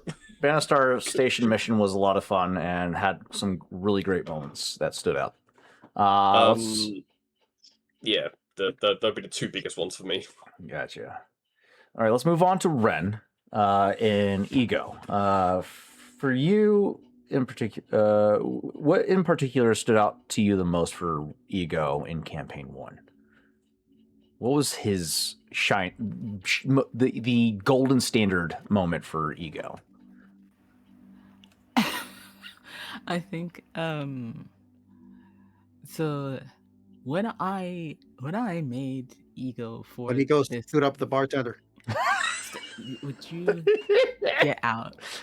Get This out. is Ren's time. That was not my fault, okay? I was keenly aware of the time. It's just the hours advanced. I asked Tarzan and he said it's 8. And Tarzan didn't know why I asked. I was like, because I had a date at 5. Anyway, it's fine. It's fine. Stand out for Ego. Ego was meant to be, and still is very much, a comic relief character because I don't make sense at 3 a.m. And so I was like, it is fine. He's just here for a good time. Mhm. But I think during the retrieval of the slaves from Hondo Anaka's Ooh, yeah. station, and the interaction that he had with that particular individual that he made have to take his trousers off. That was a great moment. I just think that was like, in terms of like his abilities and what he can do, it just kind of really exemplified that I don't need a gun to put you in a terrible position. And it was a lot of fun for me just trying to think up ways to make this work without any shots having been fired. And then he got blown up, and that's fine. Yeah, you made him believe he was on fire. That's right. Yeah. That's crazy. Yeah. Honestly, in terms of like influence and things like that, I think also winding the clock back to when we were looking for that missing child that had been taken. Yeah. And I was with Guy, and we were down in the pit. And Ego just essentially, I think Ego said something akin to, I just kind of do things and then they tend to work out for me.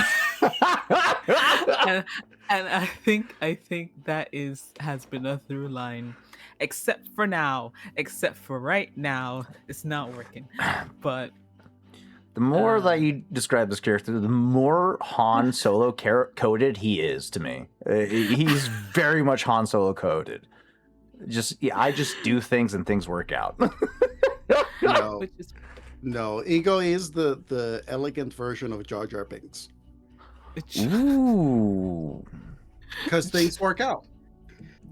It's just the like That's it's another. like Ego is he's going he's But Jar going Jar he's was going never like Mies, I think you should take your pants off. It's more like, hey, I think But Jar Jar wasn't suave like Ego. Jar Jar was just That's what I'm saying. That's what I'm a saying. The bumbling elegant idiot. version. That's what I'm saying. I'm talking about like how things work out, because that's the because obviously we all know that Jar Jar was a Sith. Nobody can tell me otherwise. The using of the Force to your favor. I don't know. I feel like it's more Han Solo coded. Like back on the first during the prison break of Princess Leia. Ego would. How are you doing? take- How's it going? How's your day? Ego would take the Boring Millennium conversation always. Falcon.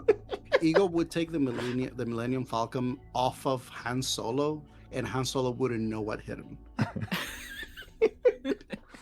Like, he would take it out of him. He would take it out of anybody who has ever had the Falcon, and then Ego just has it. I love Kiss it. on the cheek and bye-bye. I love it. Ego's been a very refreshing addition to the party. He provides a new perspective to overcome obstacles, as opposed to just straight blunt force trauma or stabbing them in the back. Ego makes encounters more three-dimensional, and I like that. I'm glad. It's tough not being the shooty person sometimes in this party full of shooty persons. No, because sometimes you just wanna Just shoot it and get it over with. yeah, it's like I gotta think about words. Okay, No, I love that's it. fine. I gotta be clever. It's 4:00 in the morning. I gotta be clever. Right. Jesus. All right, that's a good point to transition over to predictions for campaign 2. All right, let's start with you, Victor, and then we have enough time. We should have enough time to start playtesting your project.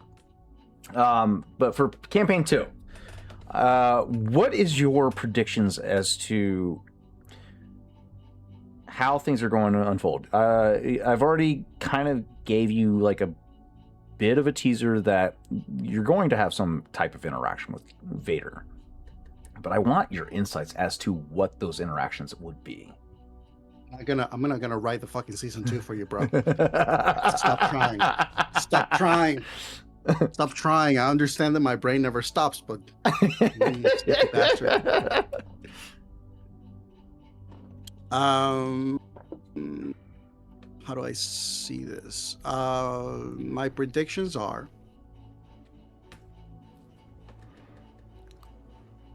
that our interaction with Vader is going to be connected to the being from Korriban. Ooh. And that before we face that, we will be visited by the brother whom I gave them a bit of a height reduction during the encounter, and I think that Enforcer Lost Brother is going to be one of those like not full on Nemesis level, like Darth Vader level, Korriban spirit level enemy, but it's going to be kind of like the sub boss, one of the sub bosses that we're going to be encountering. And my guess is that all of this it could potentially connect to the rebellion. Okay. Because Killbolt is involved in there. We're trying to get this thing going. And we know that the second Death Star is going to blow up soon enough. But also I don't know. Another prediction is we are going to be facing either the Korriban spirit or the Lost Brother in Dathomir. And Eliza might be involved with the appearance of Vader. Okay. Who do you think the entity that you interacted with that seems to have captured Eliza and granted, this is not something that Oho would know, but the two entities that were with that entity, or that the woman that captured Eliza. Who do you think that those three are?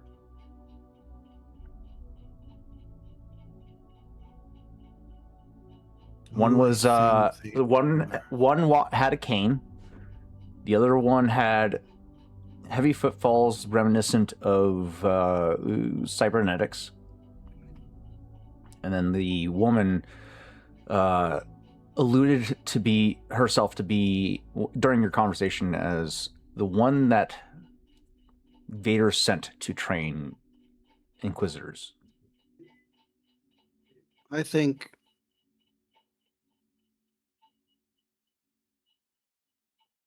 this makes me think of the Inquisitors from Obi-Wan.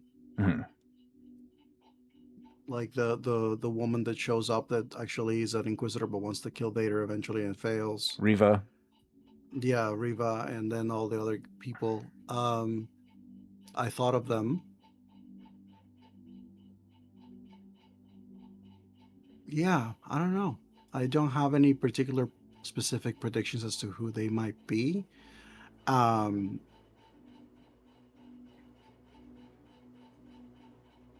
Yeah, no. My guess is it's either Inquisitors like that or some Force sensitives. I don't remember if at this point in time.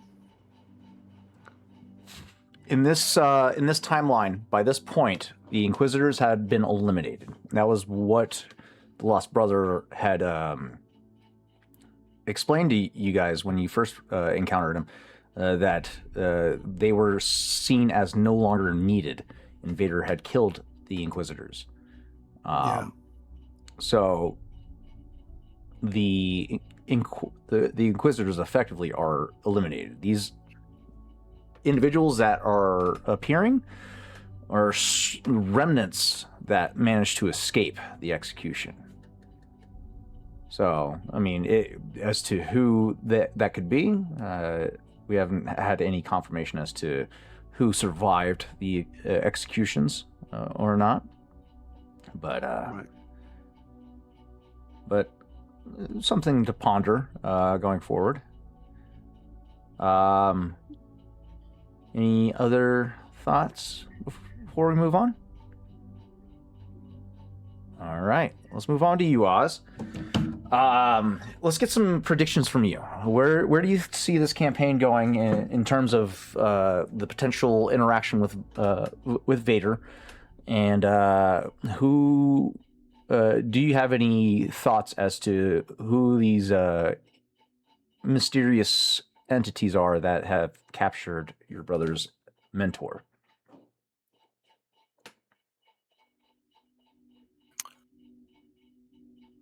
When it comes to the three entities, I don't think Rawl really knows or cares.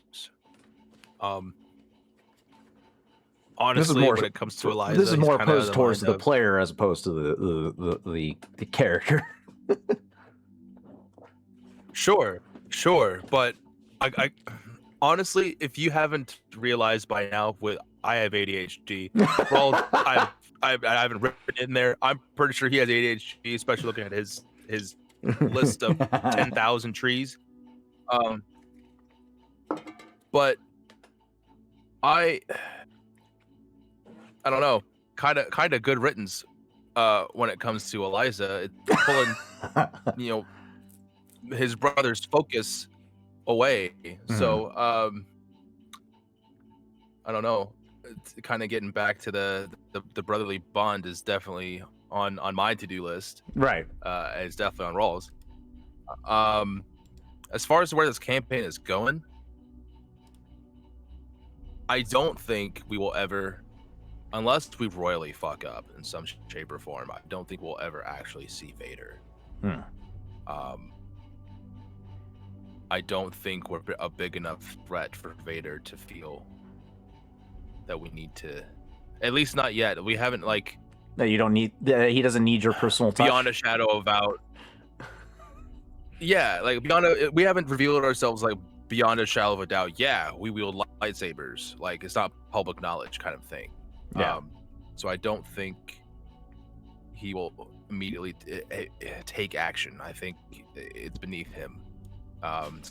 There's some ants under my shoe that didn't get squashed the first time around. Let me take care of that. Yeah. Basically, it's called the exterminator in. Right. I don't think at all that he'll come in and do it himself. And that force entity, on the one hand, Rawl kind of had a glimpse of what he's all about. Right. And honestly, it's just like self-satisfaction at the end of the day of like whatever his needs are, that's it. Right. I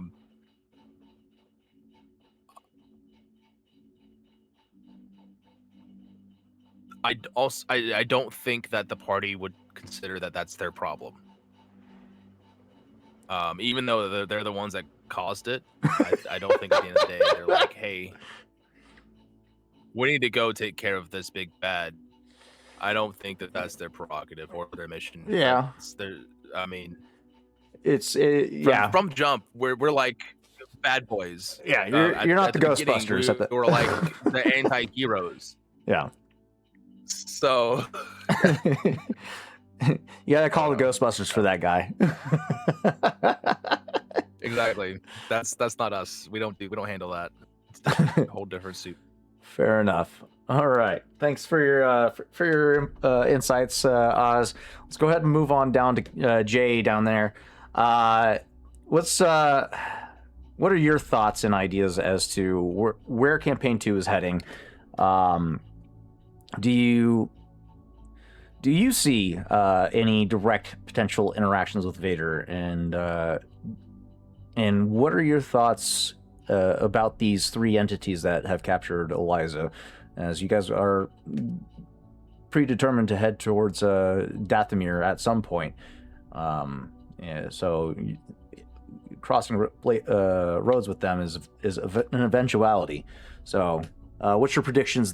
Who those three are, and firstly your thoughts on whether or not you guys are going to encounter Vader. I think we got put on Vader's radar because we blew up Farlian Station. We raided a prison planet and got away a Phantom Squadron that's going to play a pivotal role in the battle above Endor. Mm-hmm. Genuinely. I think we've been put on Vader's radar, but not enough for him to physically turn around and go, okay, I'm going to stop focusing on my son, and I'm going to start focusing on them. Mm-hmm. Like, that's the kind of like that's the big one. Ah, yeah. I feel like if we are to interact with Vader, we'd have to be next to Luke Skywalker in that moment. That'd be the only way that we would be dealing with Vader.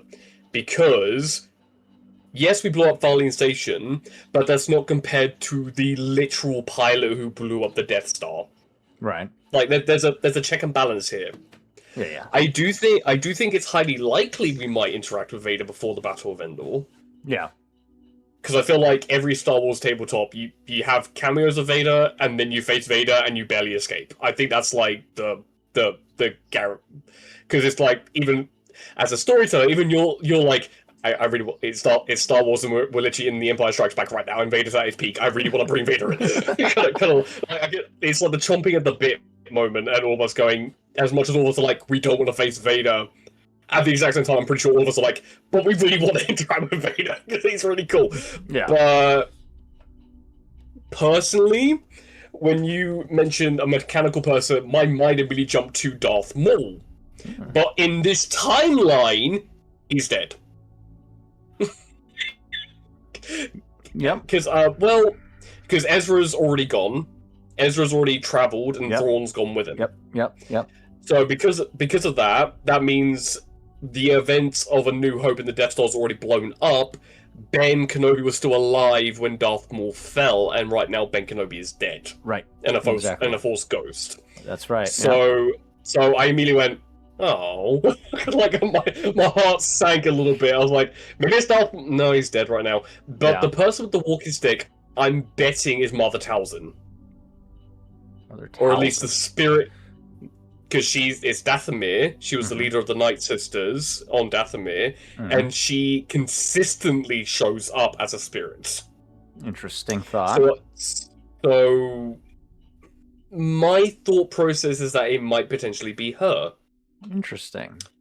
Or at least someone possessed by her, because walking stick. And Mother Talzin always comes around with either floating or with a walking stick. It's Okay. like one or the two. As for the mechanical person, honestly, I'm unsure. I'm unsure who the mechanical person is, because everything screams Vader, Maul, or like a Savage Opress style character that we haven't interacted with yet, or the Ninth Sister, or something along those lines. Interesting. But as for the Inquisitor, well, the ex-Inquisitor, I see her similar to the Lost Brother, but if she's the one that trained everyone along with the Grand Inquisitor, she's a very dangerous individual. Mhm. And, like, I imagine she ranks similar to where the Grand Master was in training, where she's actually a fallen Jedi Knight and not a dark side user. Interesting. So she's a very potent individual. But as for because we're literally on a streamline towards the Battle of Endor, which means eventually we may interact with Luke Skywalker or any of the heroes from the Rebel Alliance, because they are so prevalent Right. in that era, in that section. So the only way I can see interacting with Darth Vader is if Luke Skywalker's involved, because in the comics, in the Legends, they interact with, I think, 3 other times besides Empire Strikes Back Right. and Return of the Jedi. I think they interact with each other quite a bit throughout Legends, and if we're going the Legends continuity, there's a high probability that we would be Encountering one or the other. encountering one or the other, but encountering one, you inadvertently encounter the other. Yeah. So it's Very interesting. that's how I see it, really. All right. Thanks for your insights there, Jay. Moving on to Ren. To cap our night off with the predictions for Campaign 2, what are your thoughts on the probability of a personal encounter with Darth Vader? And who do you have any insights as to who these Inquisitors are that have captured Eliza? Let me answer your second question first. No. Tarzan, you have to understand. I watched the Star Wars movies after we started this campaign. So I don't know Star Wars that well. All of the extra information that comes from other places, I don't know. So no, well, that's a lie. I had watched episode, what's it, 7, 8, most of 9, before we play. So it's fine. Do I think that when we encounter them, it's gonna be bad? Yeah, I think it's gonna be real bad. No matter who they are.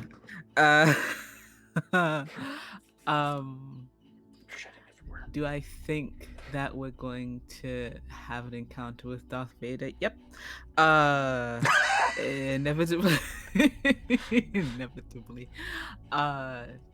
It just on a pure thing. It's been like looming over the narrative since season 1.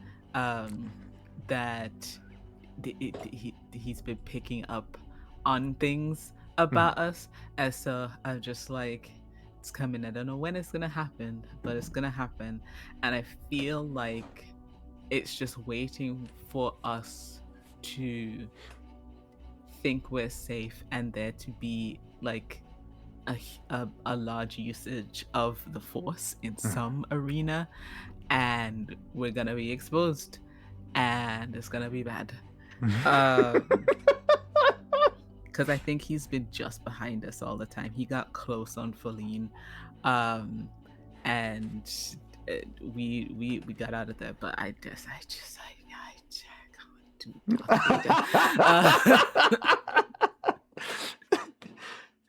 Ego's been the equivalent of I'm just the dog in the burning building. Just everything's fine. We're fine. No, because what am I supposed to do? Talk to him? You gotta de-escalate. That's what you're here for. That is exactly what you'll do. or rebuild your sister's lightsaber and hope for the best. Ooh, good. That's another point that you a good point you bring up. What is your thoughts on what your sibling is potentially up to? We've gotten hints that they of Carbonite or Tatooine. What's going on? What do you think that is? Ego. I think that Ego is still in this Schrodinger's cat situation, but not if they're alive or dead. I think Ego is concerned it might not even be their sibling, and if it is, then great, and if it's not, then that's potentially devastating because he has hope now. Mm-hmm. He would like for her to be alive, and potentially not in Carbonite, but the thing is, he has no idea what she's like. He has no idea of the person that she's become, what she's had to face. Right. And like, he's had some hardships, but there's no telling what a Jedi apprentice had to go through during the purges, and so I think he would like to meet her again, but he's also like a bit trepidatious that the person that he meets might not want to know him.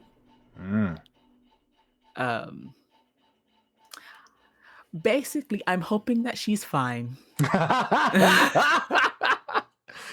I'm hoping that she's okay currently and not still in a slab of carbonite, and whatever raiders potentially took down whatever transport that she was on are treating her with kindness and respect.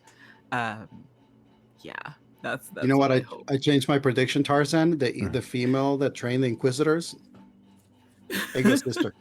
Oh, don't do that. Don't do that to me. Please. That's dark.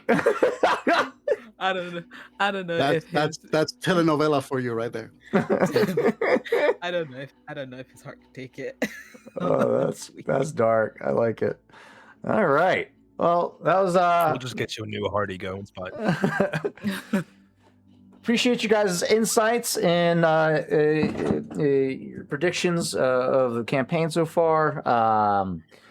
But I think that's going to conclude our talks of campaign 1 and 2. And I think this is a perfect time to let Victor take over at this point and initiate a play test, if you will, of Victor's project. Victor, can you go ahead and describe to us what exactly the audience is about to experience and what us as the players should be doing at this time? Praying, probably. So this is a TTRPG that I've been developing for a while. I mean, it's been a sort of like on and off thing, but the seed was planted long ago. It was supposed to be just a single player narrating sort of adventure story, and then it just kept growing and evolving, and it became what it is now. The name of the game is Feather and Bone.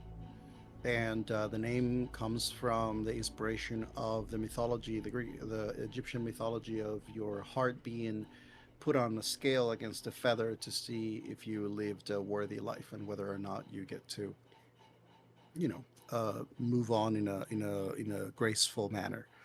Um, the game itself doesn't have any particular orientations of like religions and beliefs and everything. It is very homebrewed world, but the basis of it all is the concept of your soul has arrived to this land, and those who are playing the game have some particular special abilities that were granted to you upon your arrival. However, you do not remember how you went about getting these powers.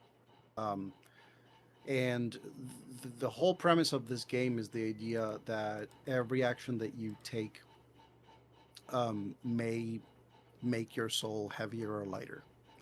And there is a limit to how heavy your soul can get before you are corrupted beyond salvation, in which case your character may or may not become a wraith, which are the creatures that haunt this realm.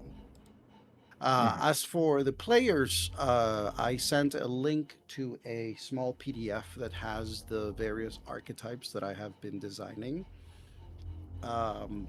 These are obviously just the character, like the archetype sheets that you can use to see some of the basics of the game.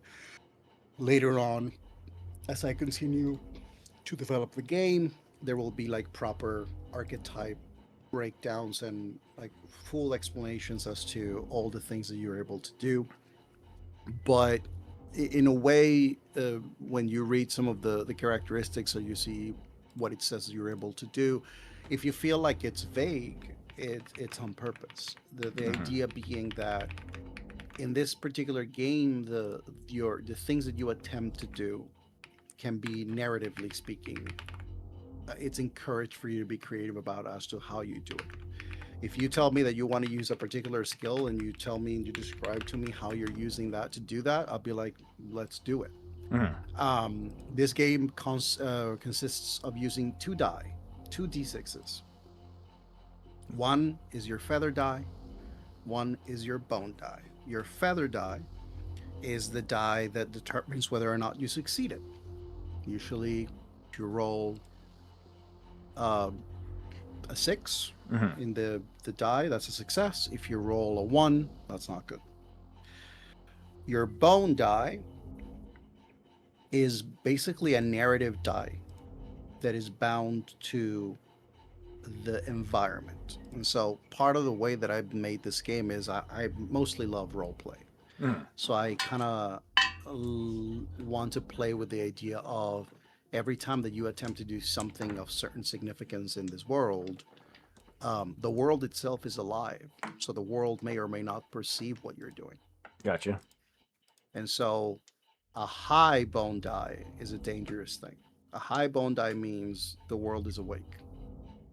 A low bone die means the world maybe senses that you're around, but it may not necessarily do anything. So in the character sheets at the bottom of each one, there is a feather and a bone with 9 check boxes. Right. Those are the boxes where you check. Your feathers basically determine how many good deeds and things you've done that can bring you to the point of your soul actually getting to rest. Your bones indicate the things that are weighing on you that if you get to the maximum amount may or may not lead you to becoming a creature of this realm. And so I don't remember how, I think I have 6 archetypes or something like that total. And I will be happy to discuss them with you all if you have seen the archetypes and there are any particular ones that catch your eye. We can start there, or any other questions. Obviously, this is kind of like a very into the thick of it, into the deep end kind of dive. So there's a lot of information that you still don't know, and we will continue to uncover as we go. Sounds good. All right, let's go ahead and start with role picks. I'll start with mine. I'm gonna take Hidebreaker as my Shocking. I That's my choice. basically made that for you. I saw that after I was looking at the Claymaker because I just scrolled all the way down to the bottom and then I saw Hidebreaker. I was like, oh shit, okay, that's what he was talking about. And my character of choice would be Luca. Mhm.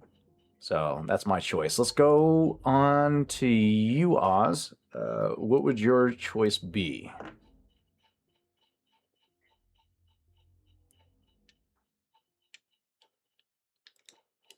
My choice, because I have heard Victor describe this game before, would be Claymaker. However, for this time, I'm stepping away because I am exhausted. No worries.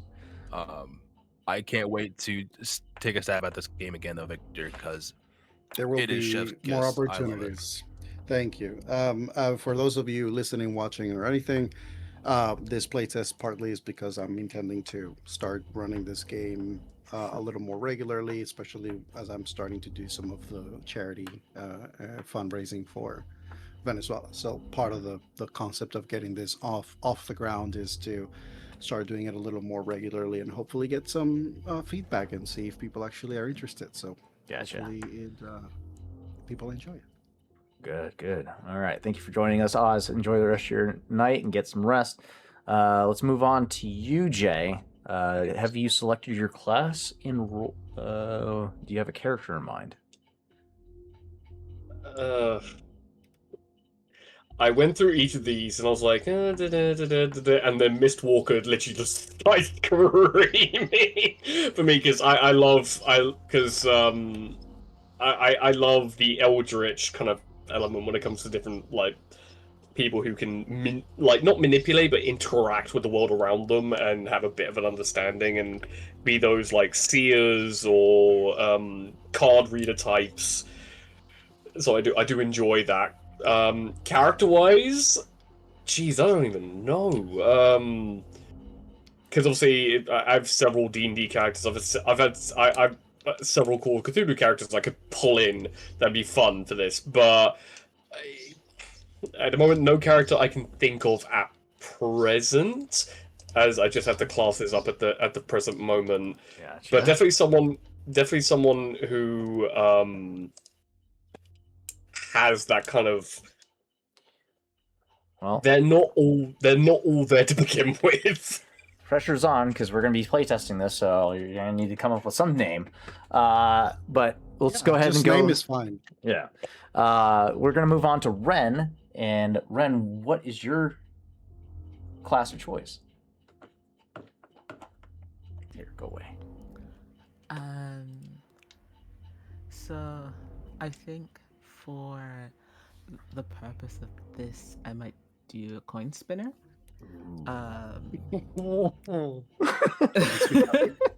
makes me so happy. I will explain why in a second. Okay. Sure. All right, fine. I was looking at Plague Master and but coin spinner might be good for this. Also, Victor, you might want to take a look at the Plague Master sheet because I think an ability repeated. It's possible, yes. Yes, I see that. All right. Do you have a character idea? I think Or name? a name. I think the name will be Card. Okay. All right, Victor. I'm going to hand you the reins from this point on. This is your show for the next 30 minutes, and let's see what you got. Okay, let me just close the door real quick. I'm just going to, before we start, I'm just going to take a bio break real quick, really fast. No worries. Just to make sure that we can get on going. All right. I did come up with a name though. Ooh, what's your name? He doesn't remember who he is. Everyone keeps calling him Damien because he's an old spirit that keeps wandering around not knowing what he's doing. Damien. Okay. Damien. And what was your name one more time, Ren? Card. I Card. think. Card. Card. Like playing card. I like it. Damien, Card, and Luca. 3 spiritual entities. Okay. Okay. All right. So for the Hidebreaker, your body manifests traces of the beast. Your humanity struggles for control. You are the shifter. For Card, Coin Spinner, pack. The darkness wants to claim you. The light wants to serve you. You walk the line between salvation and doom. Interesting. And then the Mistwalker. Always attuned to the mist. Where others get lost, you see pathways. Beware what might look back. I like the idea of playing someone who has a side of the Eldritch, like curled in the spirit. It's kind of cool. All right, let's lock in, ladies and gentlemen, and everything in between. Here we go. Ooh, already breaking out the character.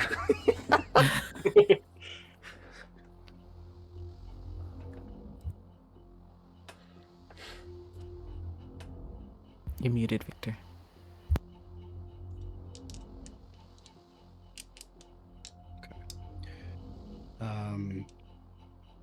Also, Tarzan, I added a bot with some music for us on the Discord, different than the one that's currently playing. I don't know Sounds if good. it's relevant or not, but that's for Let me go us ahead too. and It's in the audience. Luna. Invite. There we go. Okay. So,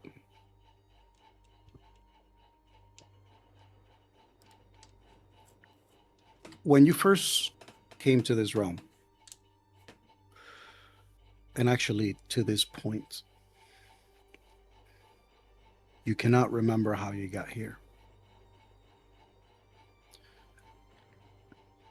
You know you had a life before.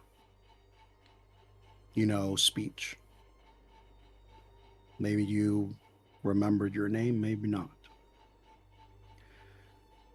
But when you found yourself in the middle of this barren land covered in mist, you were uncertain as to how you got there. However, in this story, time has passed. You didn't just arrive. You have learned to live in this place where every single town, every single village is a place that you know you may or may not ever see again. Because the mist has a will of its own.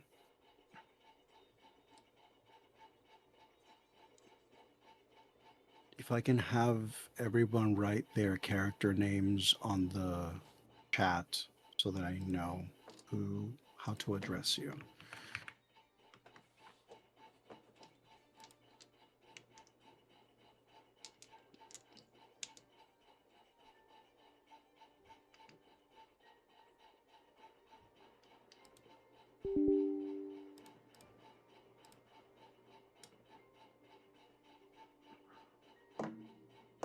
And then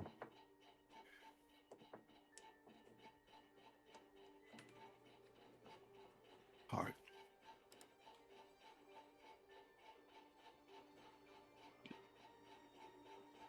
Card. You and Damien have worked together for a long time. The reason for this is because in this world, coin spinners are a commodity. Coin spinners are rare. Coin spinners are dangerous. You are able to wield light in a realm that has none.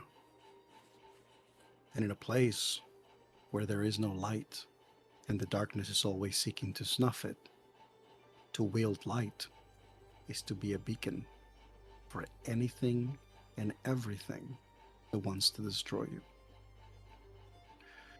It is because of that reason that often coin spinners are seen wandering alongside mist walkers. Because mist walkers are excellent navigators. They understand the mist. They know how to navigate it. They know how to conceal themselves through it. And if things were to go incredibly wrong, your highest chances of success when you need to run where there is no understanding on what direction you are going is to have the insight of a mist walker.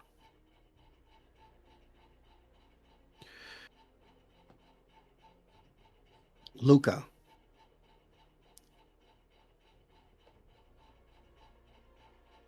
you have come to this town where all three of you are because you heard of the constant disappearings of members of this town.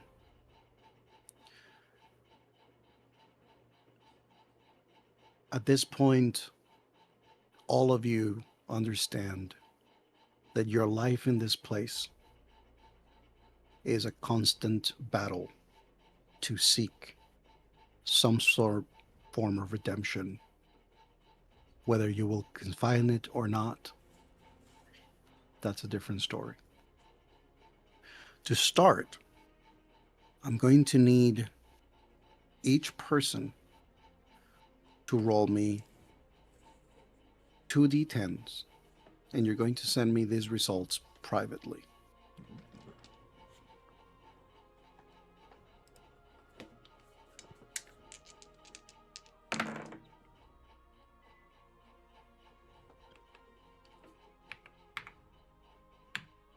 Privately, Tarson. Mm-hmm. I knew what I was doing.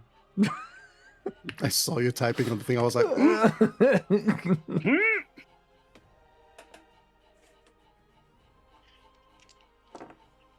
okay.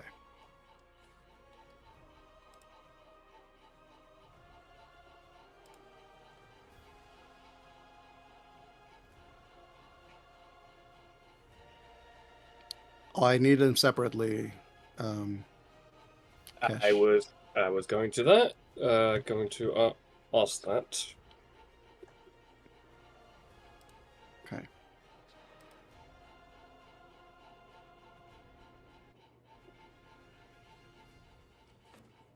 Huh. Very interesting.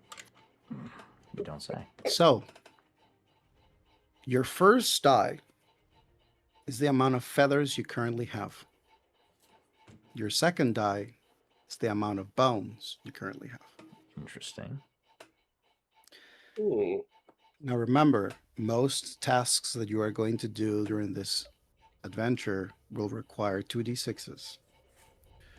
And whenever you roll a major fail or something happens, you may get a bone.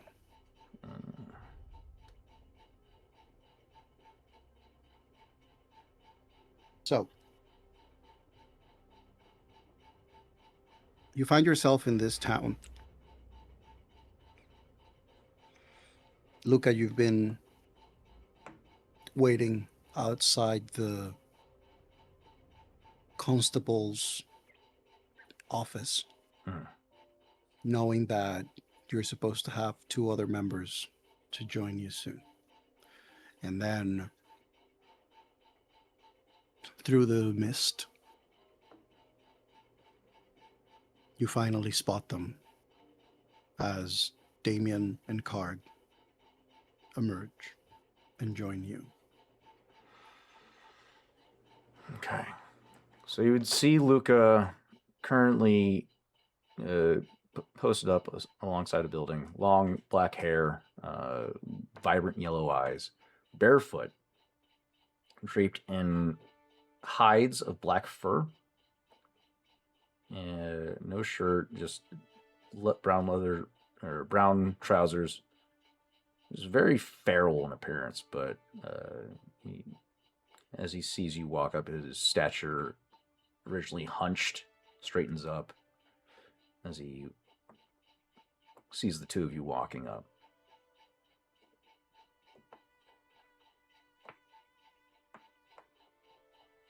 looking at Damien.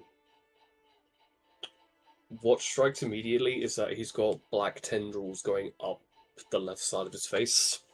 One eye is solid black, and the underside of the jaw looks like it's kind of dissolved to show the jaw and the teeth underneath. And the other half looks fairly human to the most part, except one purple eye. Wearing shoes. He's not barefoot. But they are like equivalent of combat boots, and he looks like an 80s punk that has not let go of the fashion.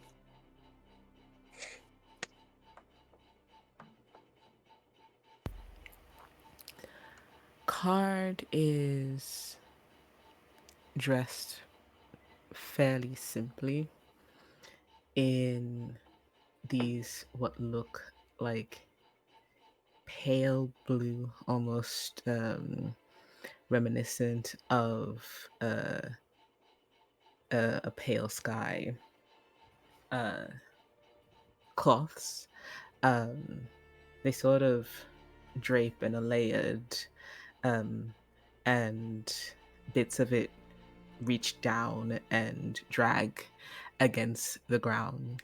It creates a soft shifting noise as it rustles the dead grasses and shifts the dirt as they move. They don't appear to be looking towards you, even though they're walking in your direction. Their eyes are on the environment, the buildings that surround you, and they are toying with what looks like a silver dollar between their fingers. Nice. Smash.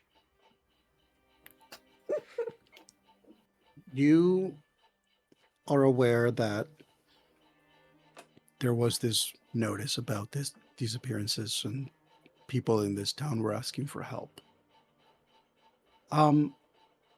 So the way that your stats work in this game is that you'll see that you have 3 stats. You have wit, you have soul, you have gut.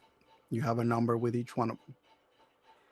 The number's already assigned to you based on the type of power that you wield, which also means that there are certain things that you're better at just innately, because that is the kind of ability required for you to be able to summon the things you do.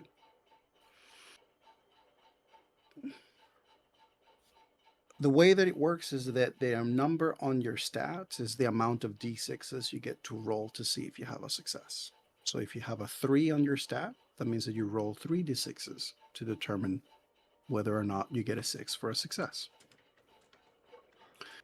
If you ever want to push, you can, but it will incur a bone.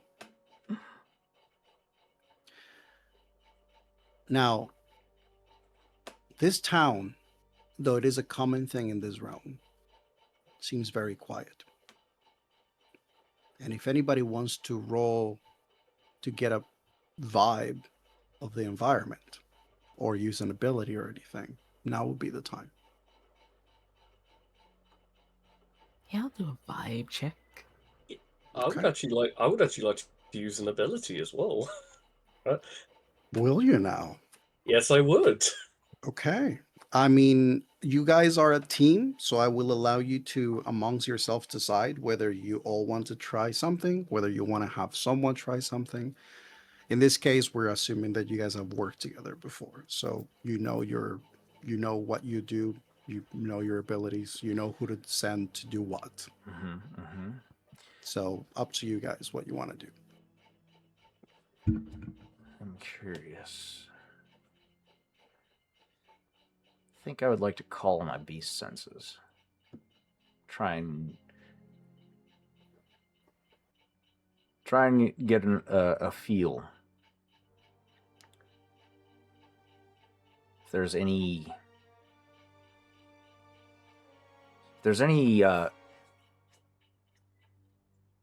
traces You said that these entities that we deal with are spiritual in nature, right? Yes and no. This entire place is, in a sense, a both physical and spiritual place. So nothing here is just a simple thing. This Right. place was born out of darkness. This place was born beyond the mortal plane. Gotcha. And so anything can be corrupted, including yourself. So, okay, we're looking for a concentration of corruption. Okay. Mm-hmm. So yeah, in that sense, I would utilize my feral sense to see if I can sniff out any traces of concentrated traces of corruption. Okay. I'm going to have you roll me wit. And you are going to, because of your feral sense, you're going to give yourself an extra die. So whatever number you have in wit, you get to roll one extra die. Okay. After you have rolled that, you then are going to roll me another d6 that is going to be your bone die. Ooh. Okay. And then you have to tell me what the results are of all the dice that you roll. Gotcha. Let's start with the feathers. It's a 5 and a 4. Okay. And then bone is 6. Oh, okay. This is how we're starting. Mm-hmm. I don't think that's good, guys. For the audience, it isn't. It may have been briefly mentioned that 6 means the mist becomes very aware of you very quickly with the bone die. I will present to you, Tarzan. Mhm. Do you want to push? You can take a bone and attempt to roll one die again of your feather die. Oh. But I'd have to roll a 6 to beat the 6. No, the bone die is going to remain the same no matter what. The feather die reroll is to see if you get a 6. Right. If you get a 6, then you get a great success, despite of what's going to happen with the bone die. It's a steep odd that I'm gonna try and beat. It is. Let's give it a go. Why not? Fuck it. All right. Move my D10 from a 2 to a 3 so I can keep track of that. Where's the 3? There you are. Okay. Come on, give me a 6. That's 1. Never mind. That's even worse. It's a 1. Luca,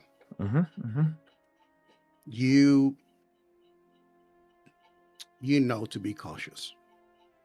You know your abilities. You know your ability to sense the environment, look around. And you take this moment to allow the beast. You tap into it to borrow from it. Let me ask you, out of your senses, is there a primary one that you're trying to focus on? The wolf. Out of your 5 senses? Oh, sorry. Smell. Smell. You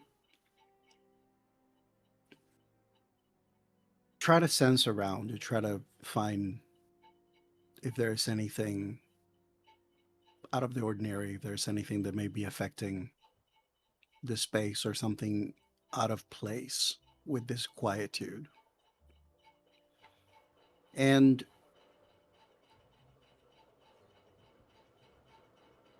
you are looking around the town, and suddenly you seem to catch a scent.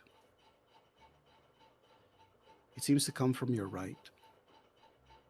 You look, there's nothing. It seems to come from your left. You look, there's nothing. You look ahead, and you see a silhouette standing in the middle of the main road, silhouetted.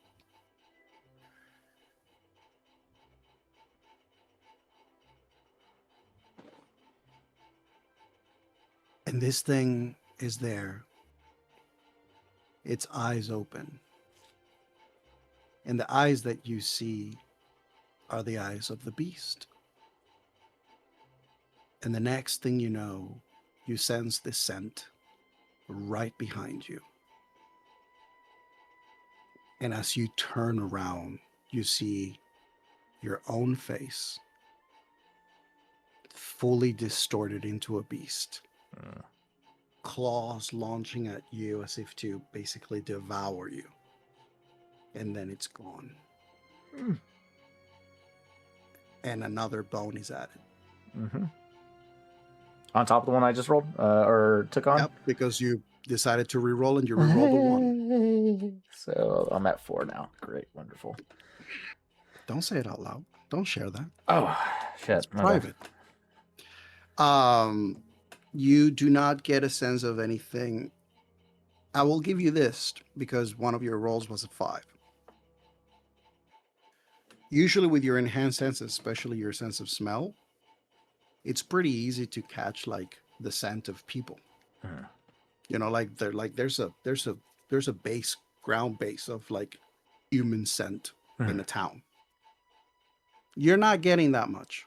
Okay. You're unsure if it's because your senses are sort of failing you right now, or if it's because this town is very empty. Got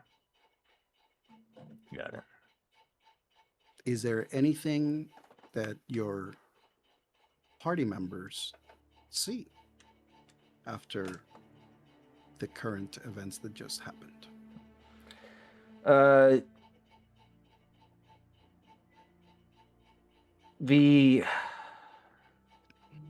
There's a noticeable tensing in Luca's musculature as you'll. He's very primal in his disposition, and when he's alerted to something, it's very obvious.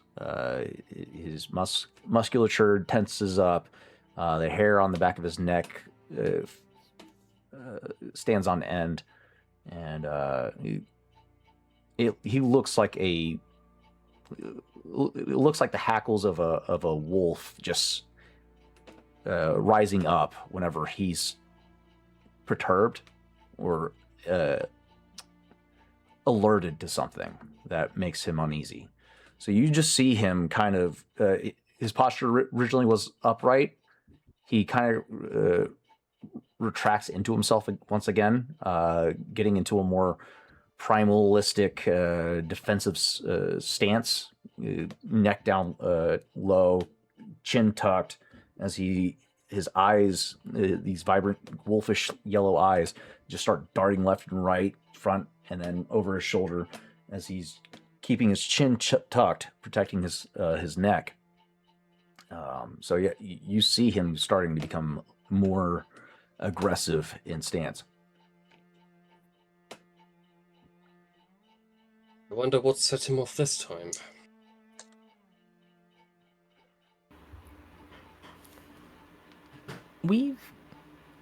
You said we've met Luca before? Yeah. Yeah. For the sake of this current test, yes. Card will look to Damien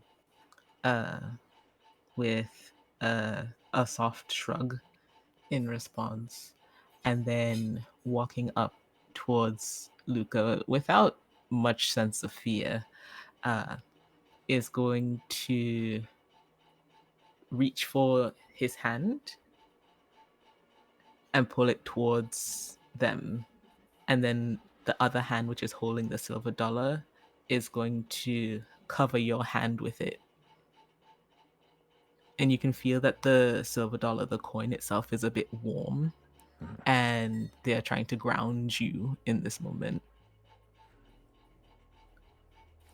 So yeah, okay.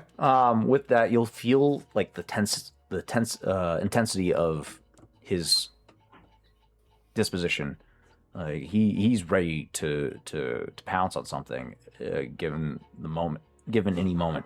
And when you make this gesture to ground him in space, his hand. You'll see his claw, his nails shift quickly into claws, but as you place that coin on the back of his hand and start producing that warmth, the claws slowly retract back into fingernails as he just takes in draws in a deep breath. Thank you. Card just smiles, takes the coin back, looks around towards the other houses. Investigating then?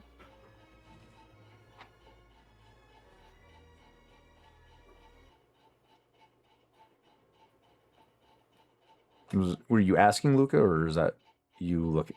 Yes, asking.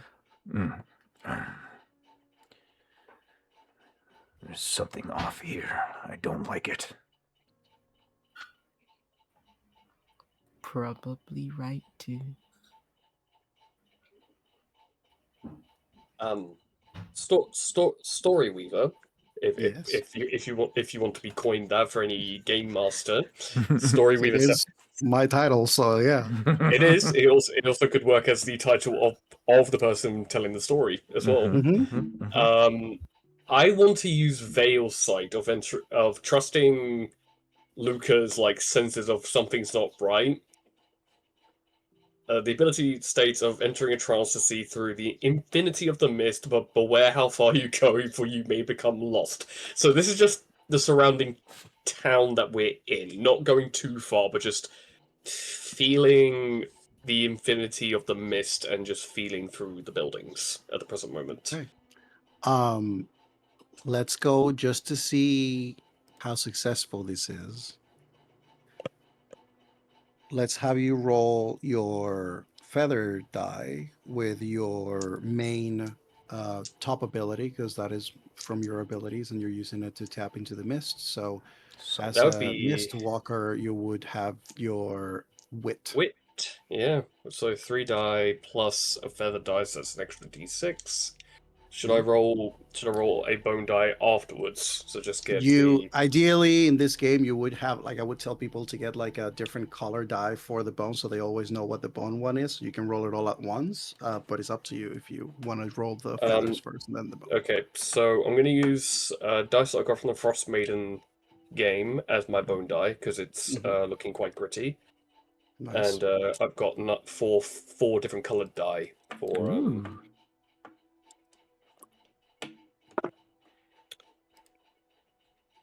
Okay, so the bone die was a 2. Okay. But the rest, do I just tell you each individual roll or all together? Did you get any 6s? I got 1 6, 2 5s, and 1 1, so 1 fail. Okay. You got a 6, and your bone die was a 2. Yes.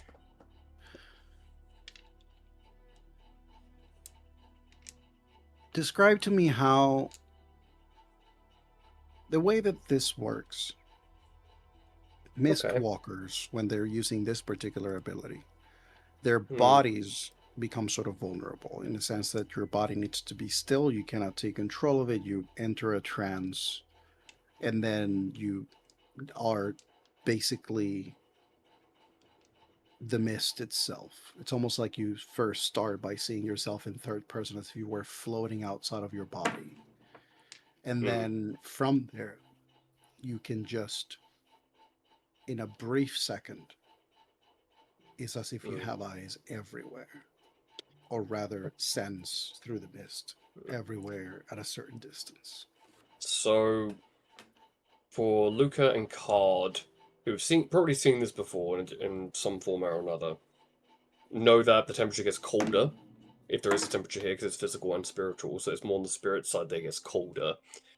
For Damien, it's literally him just going for a nice walk and leaving echoes in each place to see through all at once, like seeing through multiple CCTV cameras in different buildings.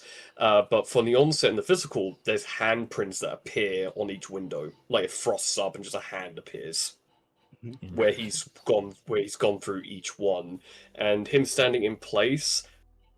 There's handprints appearing on his chest, on his arms, on his legs, of these echoes coming back and going, "This is what I've seen. This is what I've seen. This is what I've seen." So it's kind of like until he comes back to, and just walks forward. It just depends on anyone else who's seen the creepy, creepy eldritch hands just reaching into the buildings. Unsettling. Your echoes travel around, and one of the things that you know about this mist is that this mist seems to sometimes it be completely still, other times seems to be always in motion, and then there's hard to tell where it goes. As you expand throughout the space and your echoes continue to glance as mist going through windows, second floor, first floor. These are small villages, almost like a Western, town. Empty, empty, empty, empty, empty. Until your final echo, the one that goes the furthest away from you to the edge of town, I would say north, which is where the mountain passes. When that echo reaches the edge of town, which is one of the roads to leave,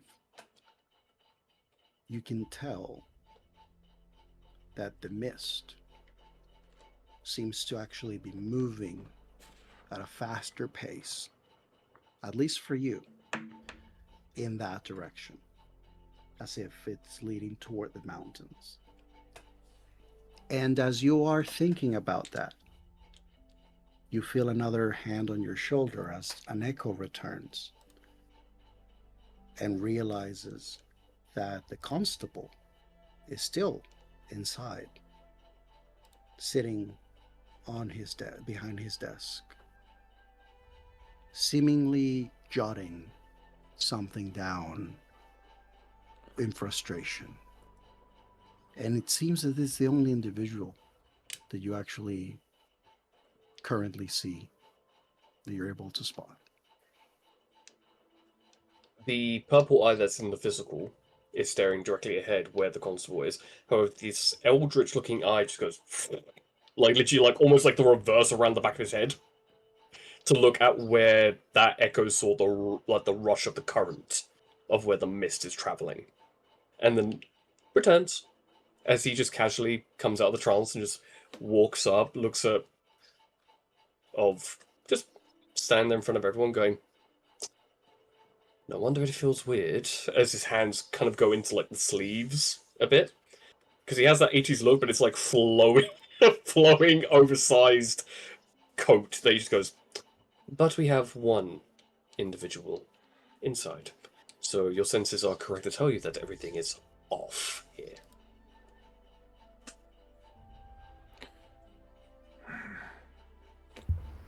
Card will look towards the door that Damien has pointed at, nod, and then, again, with seeming no concern or heed for caution, just step towards it.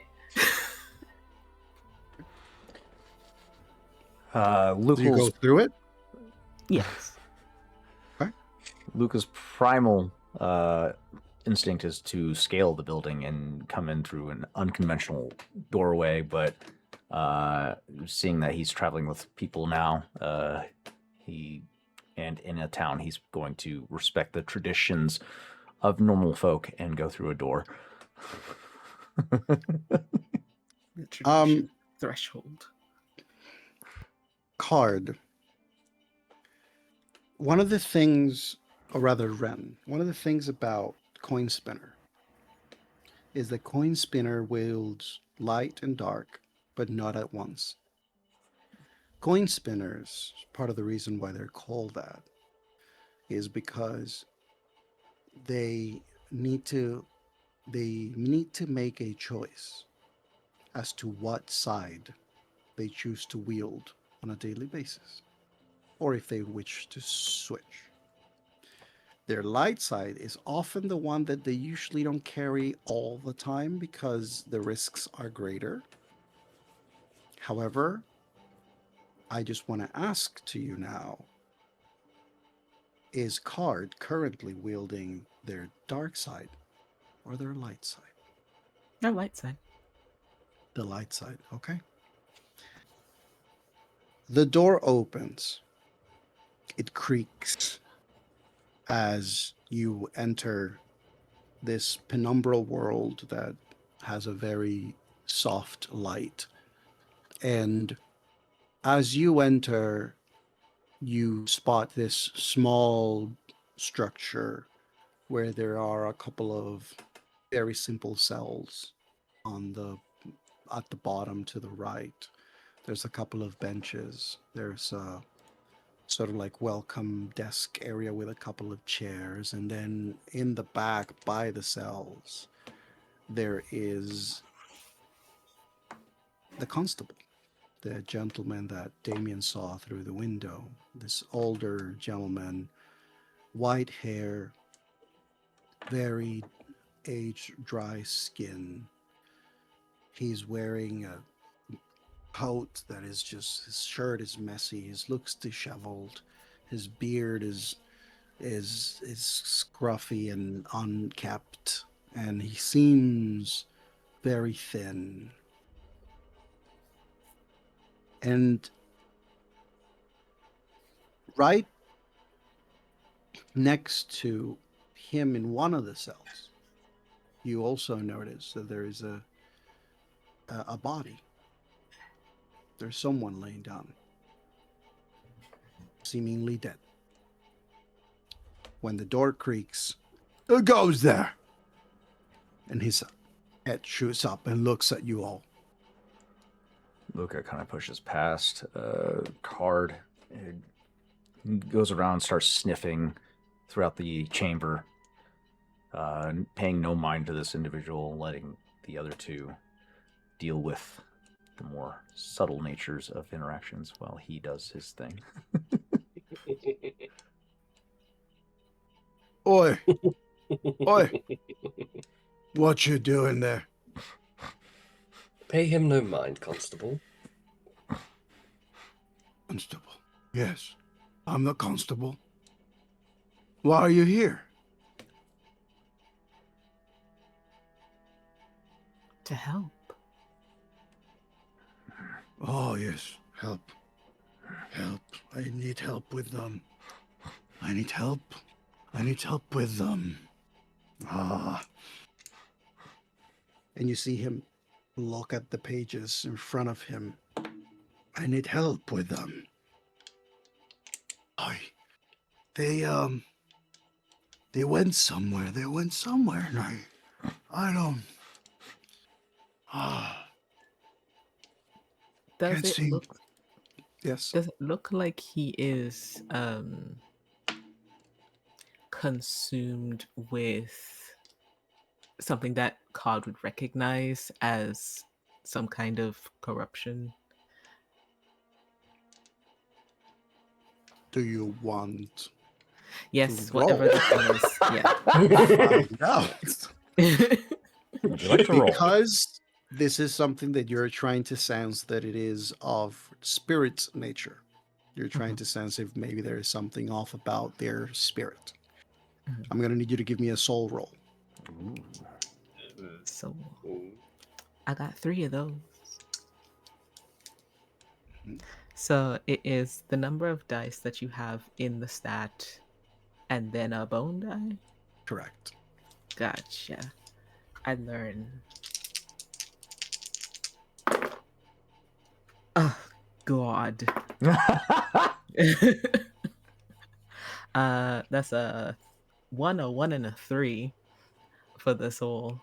And then a 3 on the bone. So, evens all around. Interesting. Interesting. We Interesting. were Hey, Um, Interesting start. very interesting start. I love this though. Um, Ren. Uh-huh. So one of the things that the audience, you don't see it, but in the character sheet for Coin Spinner, there is something at the bottom of the abilities that has a few circles. Can you read? Can you Mhm. tell me what that says? Uh-oh. Toppling. Toppling. Some of the archetypes in this game have a pool beyond the feather and the bone Mm-hmm. that is about their abilities and how their abilities sometimes kind of charge up, Mm-hmm.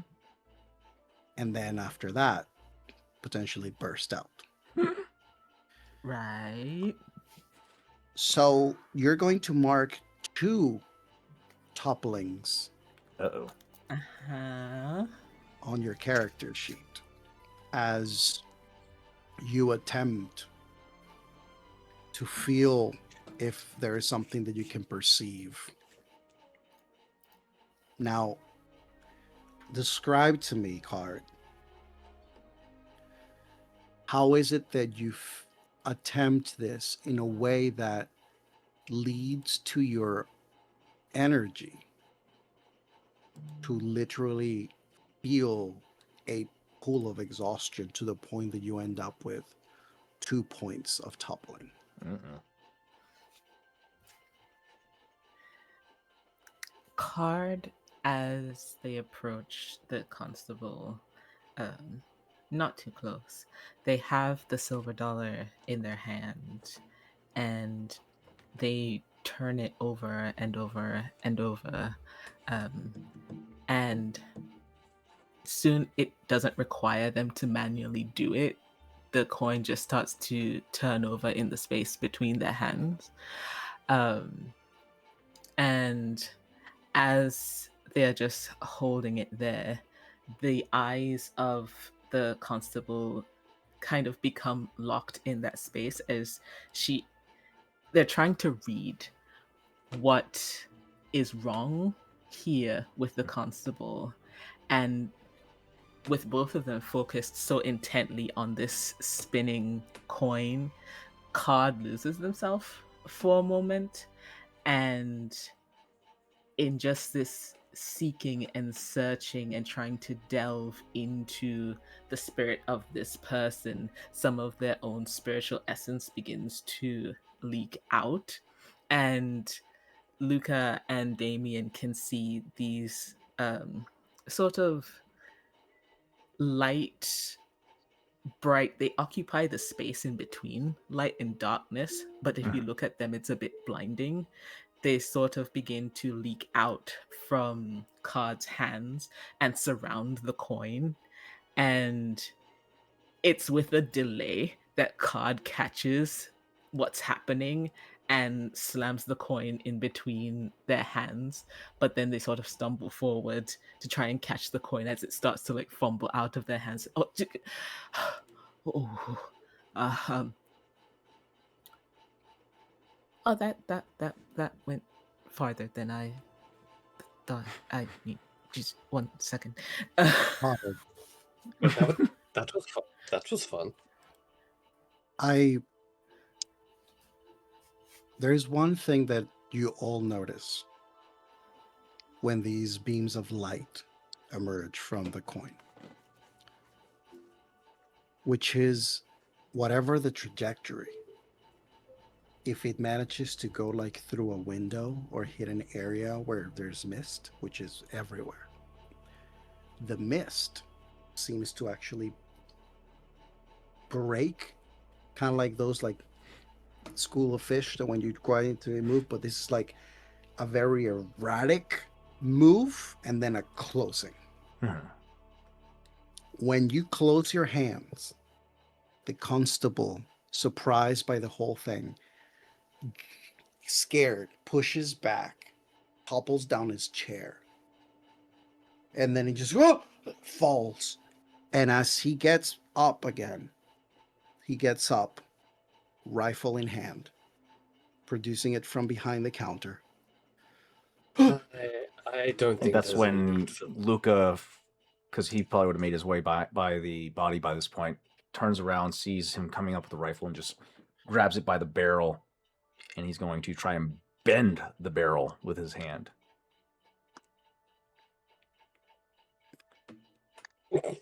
I'm gonna get shot. Kind of reverse the barrel back at his own face.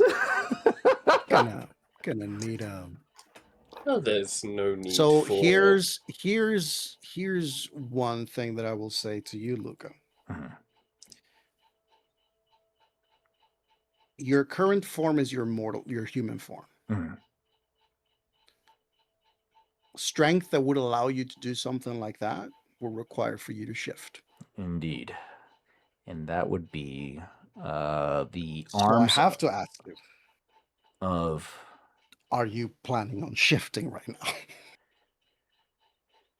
now? When a weapon is produced, yeah, he's going to shift. Is a innate response for Luca. So he's going to shift his arms into the musculature of a bull. So the way that the Hidebreaker shift goes is when you transform fully. Oh, full The transformation. only time that your bestial abilities are limited or subtle are when you use your beast sense. Mhm.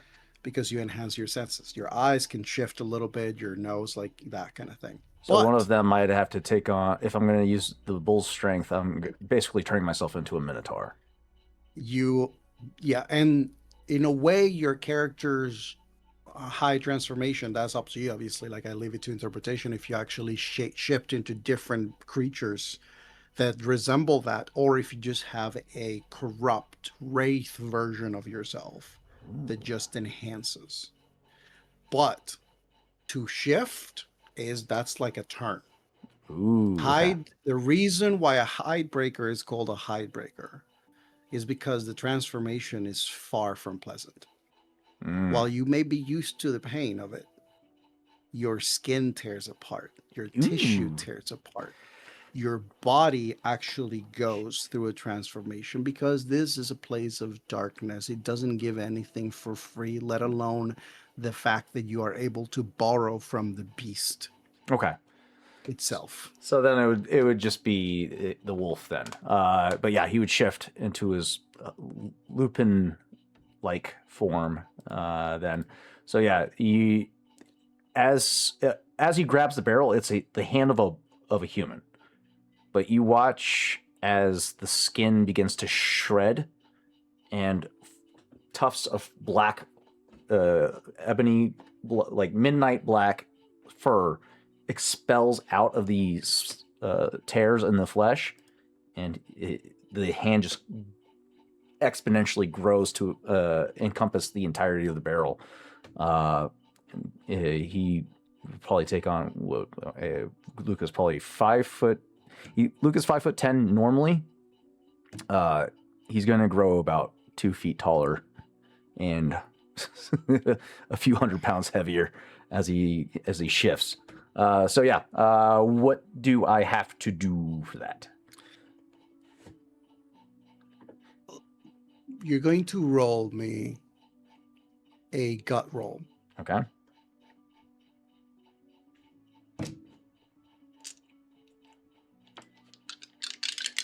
Luca's biggest stat. It is. That is a 2, a 6, and a 1. And then Okay. bone. That's a 5. Okay. Ooh. 2, 6, 1, Luca. and 5. The one that you roll on your feather die is going to go toward your rupture. Okay. Counted. Your rupture is the measure of how much the beast is taking over. Okay. The more rupture you have, the harder it is to be you.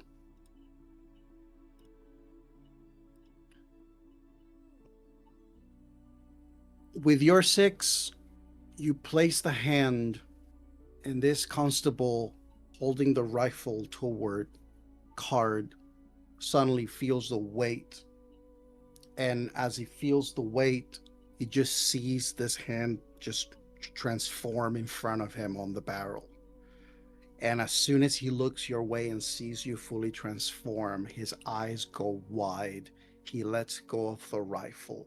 He falls on his ass, and he's just dragging himself to the corner of the room, just pleading and just no, please, no, please, I got By this point, find the money. Luca's snarling saliva's just oozing out the corner of his mouth as he's just barreling towards this individual. Luca. The snarling continues, but he just grabs him by the tuft of his shirt on the chest and just lifts him off the ground and holds him suspended in the air in front of the other two. Just keeping his jaws hovering over his shoulder. Like, try anything funny again, you're not going to like what's going to happen. For the sake of figuring out how this individual is reacting to your presence, give me a wit roll. Ooh. Thank you for the follow. A wit roll. Mm-hmm. Me? Mm-hmm. Lonely old me? Do I still need to roll bones? No. Okay. That's just a 2. Not Okay. my strongest. I'll say meets it, beats it. You definitely put this individual in a state of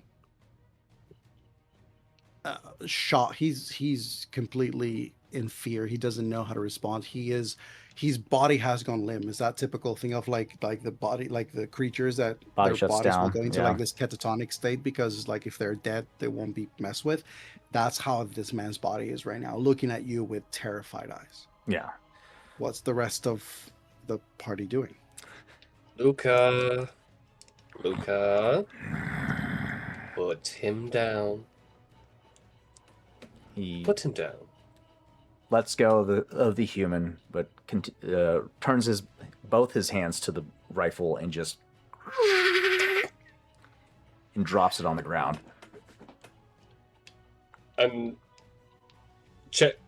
The Eldritch Knight just looks directly at Carl to make sure they're okay. But the Purple One just walks forward and he just places a hand on this constable and just because he's in that limp mode, he's kind of like able to be moved and like sat down a bit and just goes, "Now then, my friend, I don't want to release the hound, and I'm not really thrilled that you tried to shoot my friend for simply just trying to help you. So, help me help you here. I need you, very calmly, you have missing people, yes? Missing. Yeah, what am I missing? Yeah, missing's there. People. Missing people. I gotta find where's the missing. I gotta call for aid. Gotta find help. That is why we are here. Not just that. You guys got a letter asking for help. And the letter came from the constable. Mm-hmm.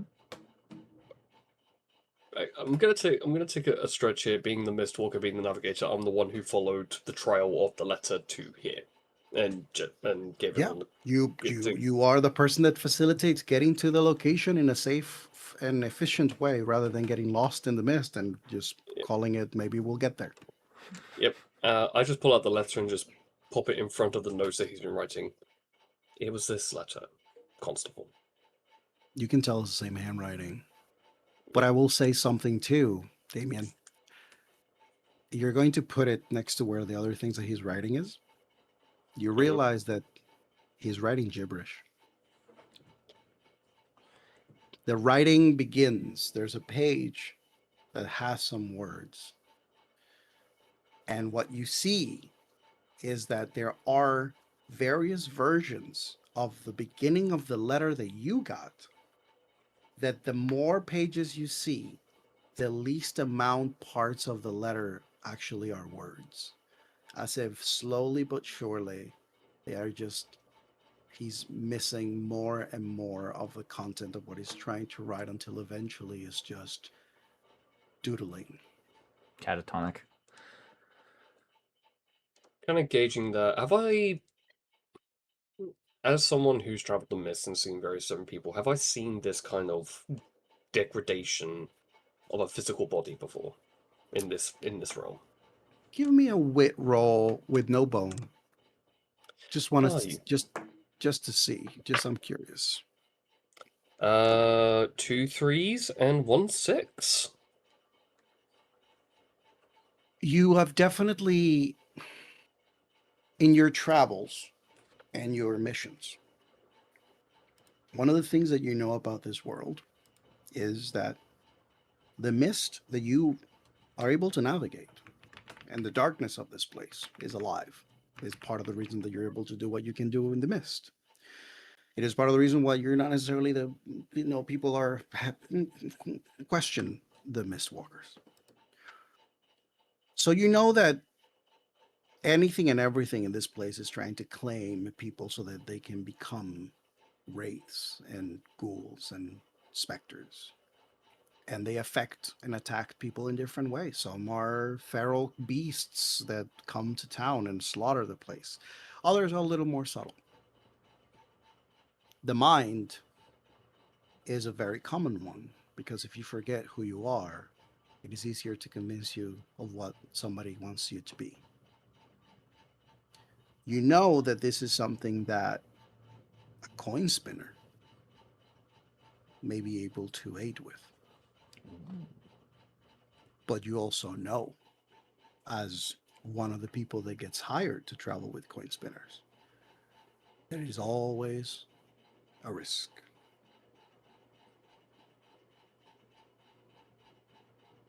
Card, my dear friend, as the Black Eye has not left where Card is, wherever Card is standing, that Eldritch Eye has just been following them wherever they're standing. I think once Luca put the constable down, Card has just been standing, like, arms at their side, like sort of bent at the waist, just trying to recover from what accidentally happened. It's like, no, I'm fine. I'm fine, don't worry. Looks up at you now and like straightens the posture. Yes. Have you recovered from your misstep? I'm fine. Wonderful, because it seems our dear constable here has had a bit of a brush with the darkness, and it seems they just might need a little bit of a step in the right direction. I thought that might be the case. Card will step forward, and balancing the silver dollar between two fingers, is going to kneel down next to the constable. I'm not going to hurt you. But I will. This shouldn't hurt you. Luca, please. Luca, he is scared, and you know how the mist affects others. And looking directly at his blue pine form. Case in point. He's just walking around the chamber on all four, actually. More focused on the body in the corner. He's going to kind of look over that and see what's going on with it while this is going down. Card is going to hold the silver dollar up towards the forehead of the constable and shut their eyes. I think there's a whisper that begins to emanate from them as they just gently press this now cold coin, because they haven't been rolling it and holding it tightly, on his forehead. A piece of your mind. Lend your will to me. Let your mind be cleared. All is well. All is well. All is well. And I'm going to try to use Purification Light. Roll me soul. And maybe do better this time. Can I make a ploy, if it's possible, to add a die to Card's roll because I pointed out what potentially is wrong? Ooh. Is that something that is in? Can players help with pools? That is my question. Can other players assist? I'm loving that you asked this question. Yes. Damien, hmm or rather everybody knows that there are bones that you collect and feathers you collect. The bones move you toward doom. Your feathers move you to salvation. And when attempting to aid someone for the greater good, you may spend a feather of your pool to give that person an extra die and move you one step away from But salvation. I have quite a high feather pool, so I don't mind spending one to give it's that a added gamble, though. It's a gamble, but I like it. It is, but yes, I'm going to give a feather to Card in order to aid in this. Nice. Okay. All right. Get one more die. All right. This is scary. Good. There's a 6 in there. Good grief. And the bone is a 4. One is a 4. Okay. Are there any ones? Yeah. How many? 1. Okay. That would basically go into your toppling. Ooh. Not that it will be relevant that much right now, but Card. You place this coin on this person's forehead. They're in shock. They slightly react at the contact, but their body still feels like they don't know what to do. It's a combination of the shock of the fear of all of you here in the figure of Luca, plus the fact that their mind is sort of like not fully understanding even like logic, like most basic sense. Broken, yeah. And as you say these words and you tap into this and your light channels from you into this person, it's as if it's like the equivalent of lighting, like putting fire in powder, that it just like it breaches through. And as it does, you find yourself in the woods.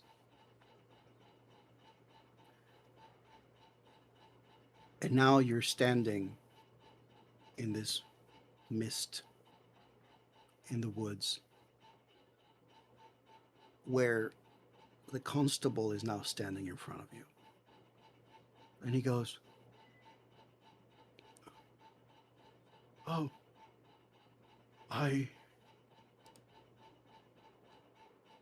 can you help me?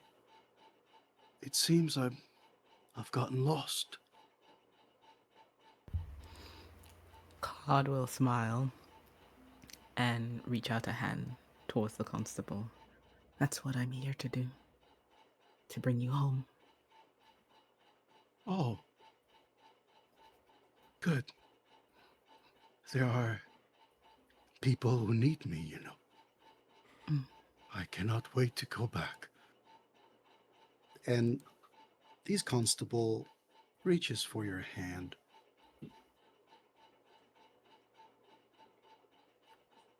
And behind them, Card, you can see the flickering in the distance of creature eyes appearing here, here, here, here. And as your energy, and you take that hand, you feel as if from behind you, like you're being yanked back. And you are able to see the journey as you travel at incredible speed from the base of the mountain. And you can feel yourself going backwards as the world is passing by. Just trees and boulders and parts of mountain, and eventually the houses of the edge of town into this constable office, and then you're back. But as you were doing that, you also saw as these eyes started to become figures of shadows starting to rush your direction. Oh boy. And as you come back, and the constable gasps with lucidity, Luca, that figure stands up with the emptiness of the wound of the shotgun of the constable still open, the head jolted to the side as it just goes, "They are mine." And that's where we're gonna leave.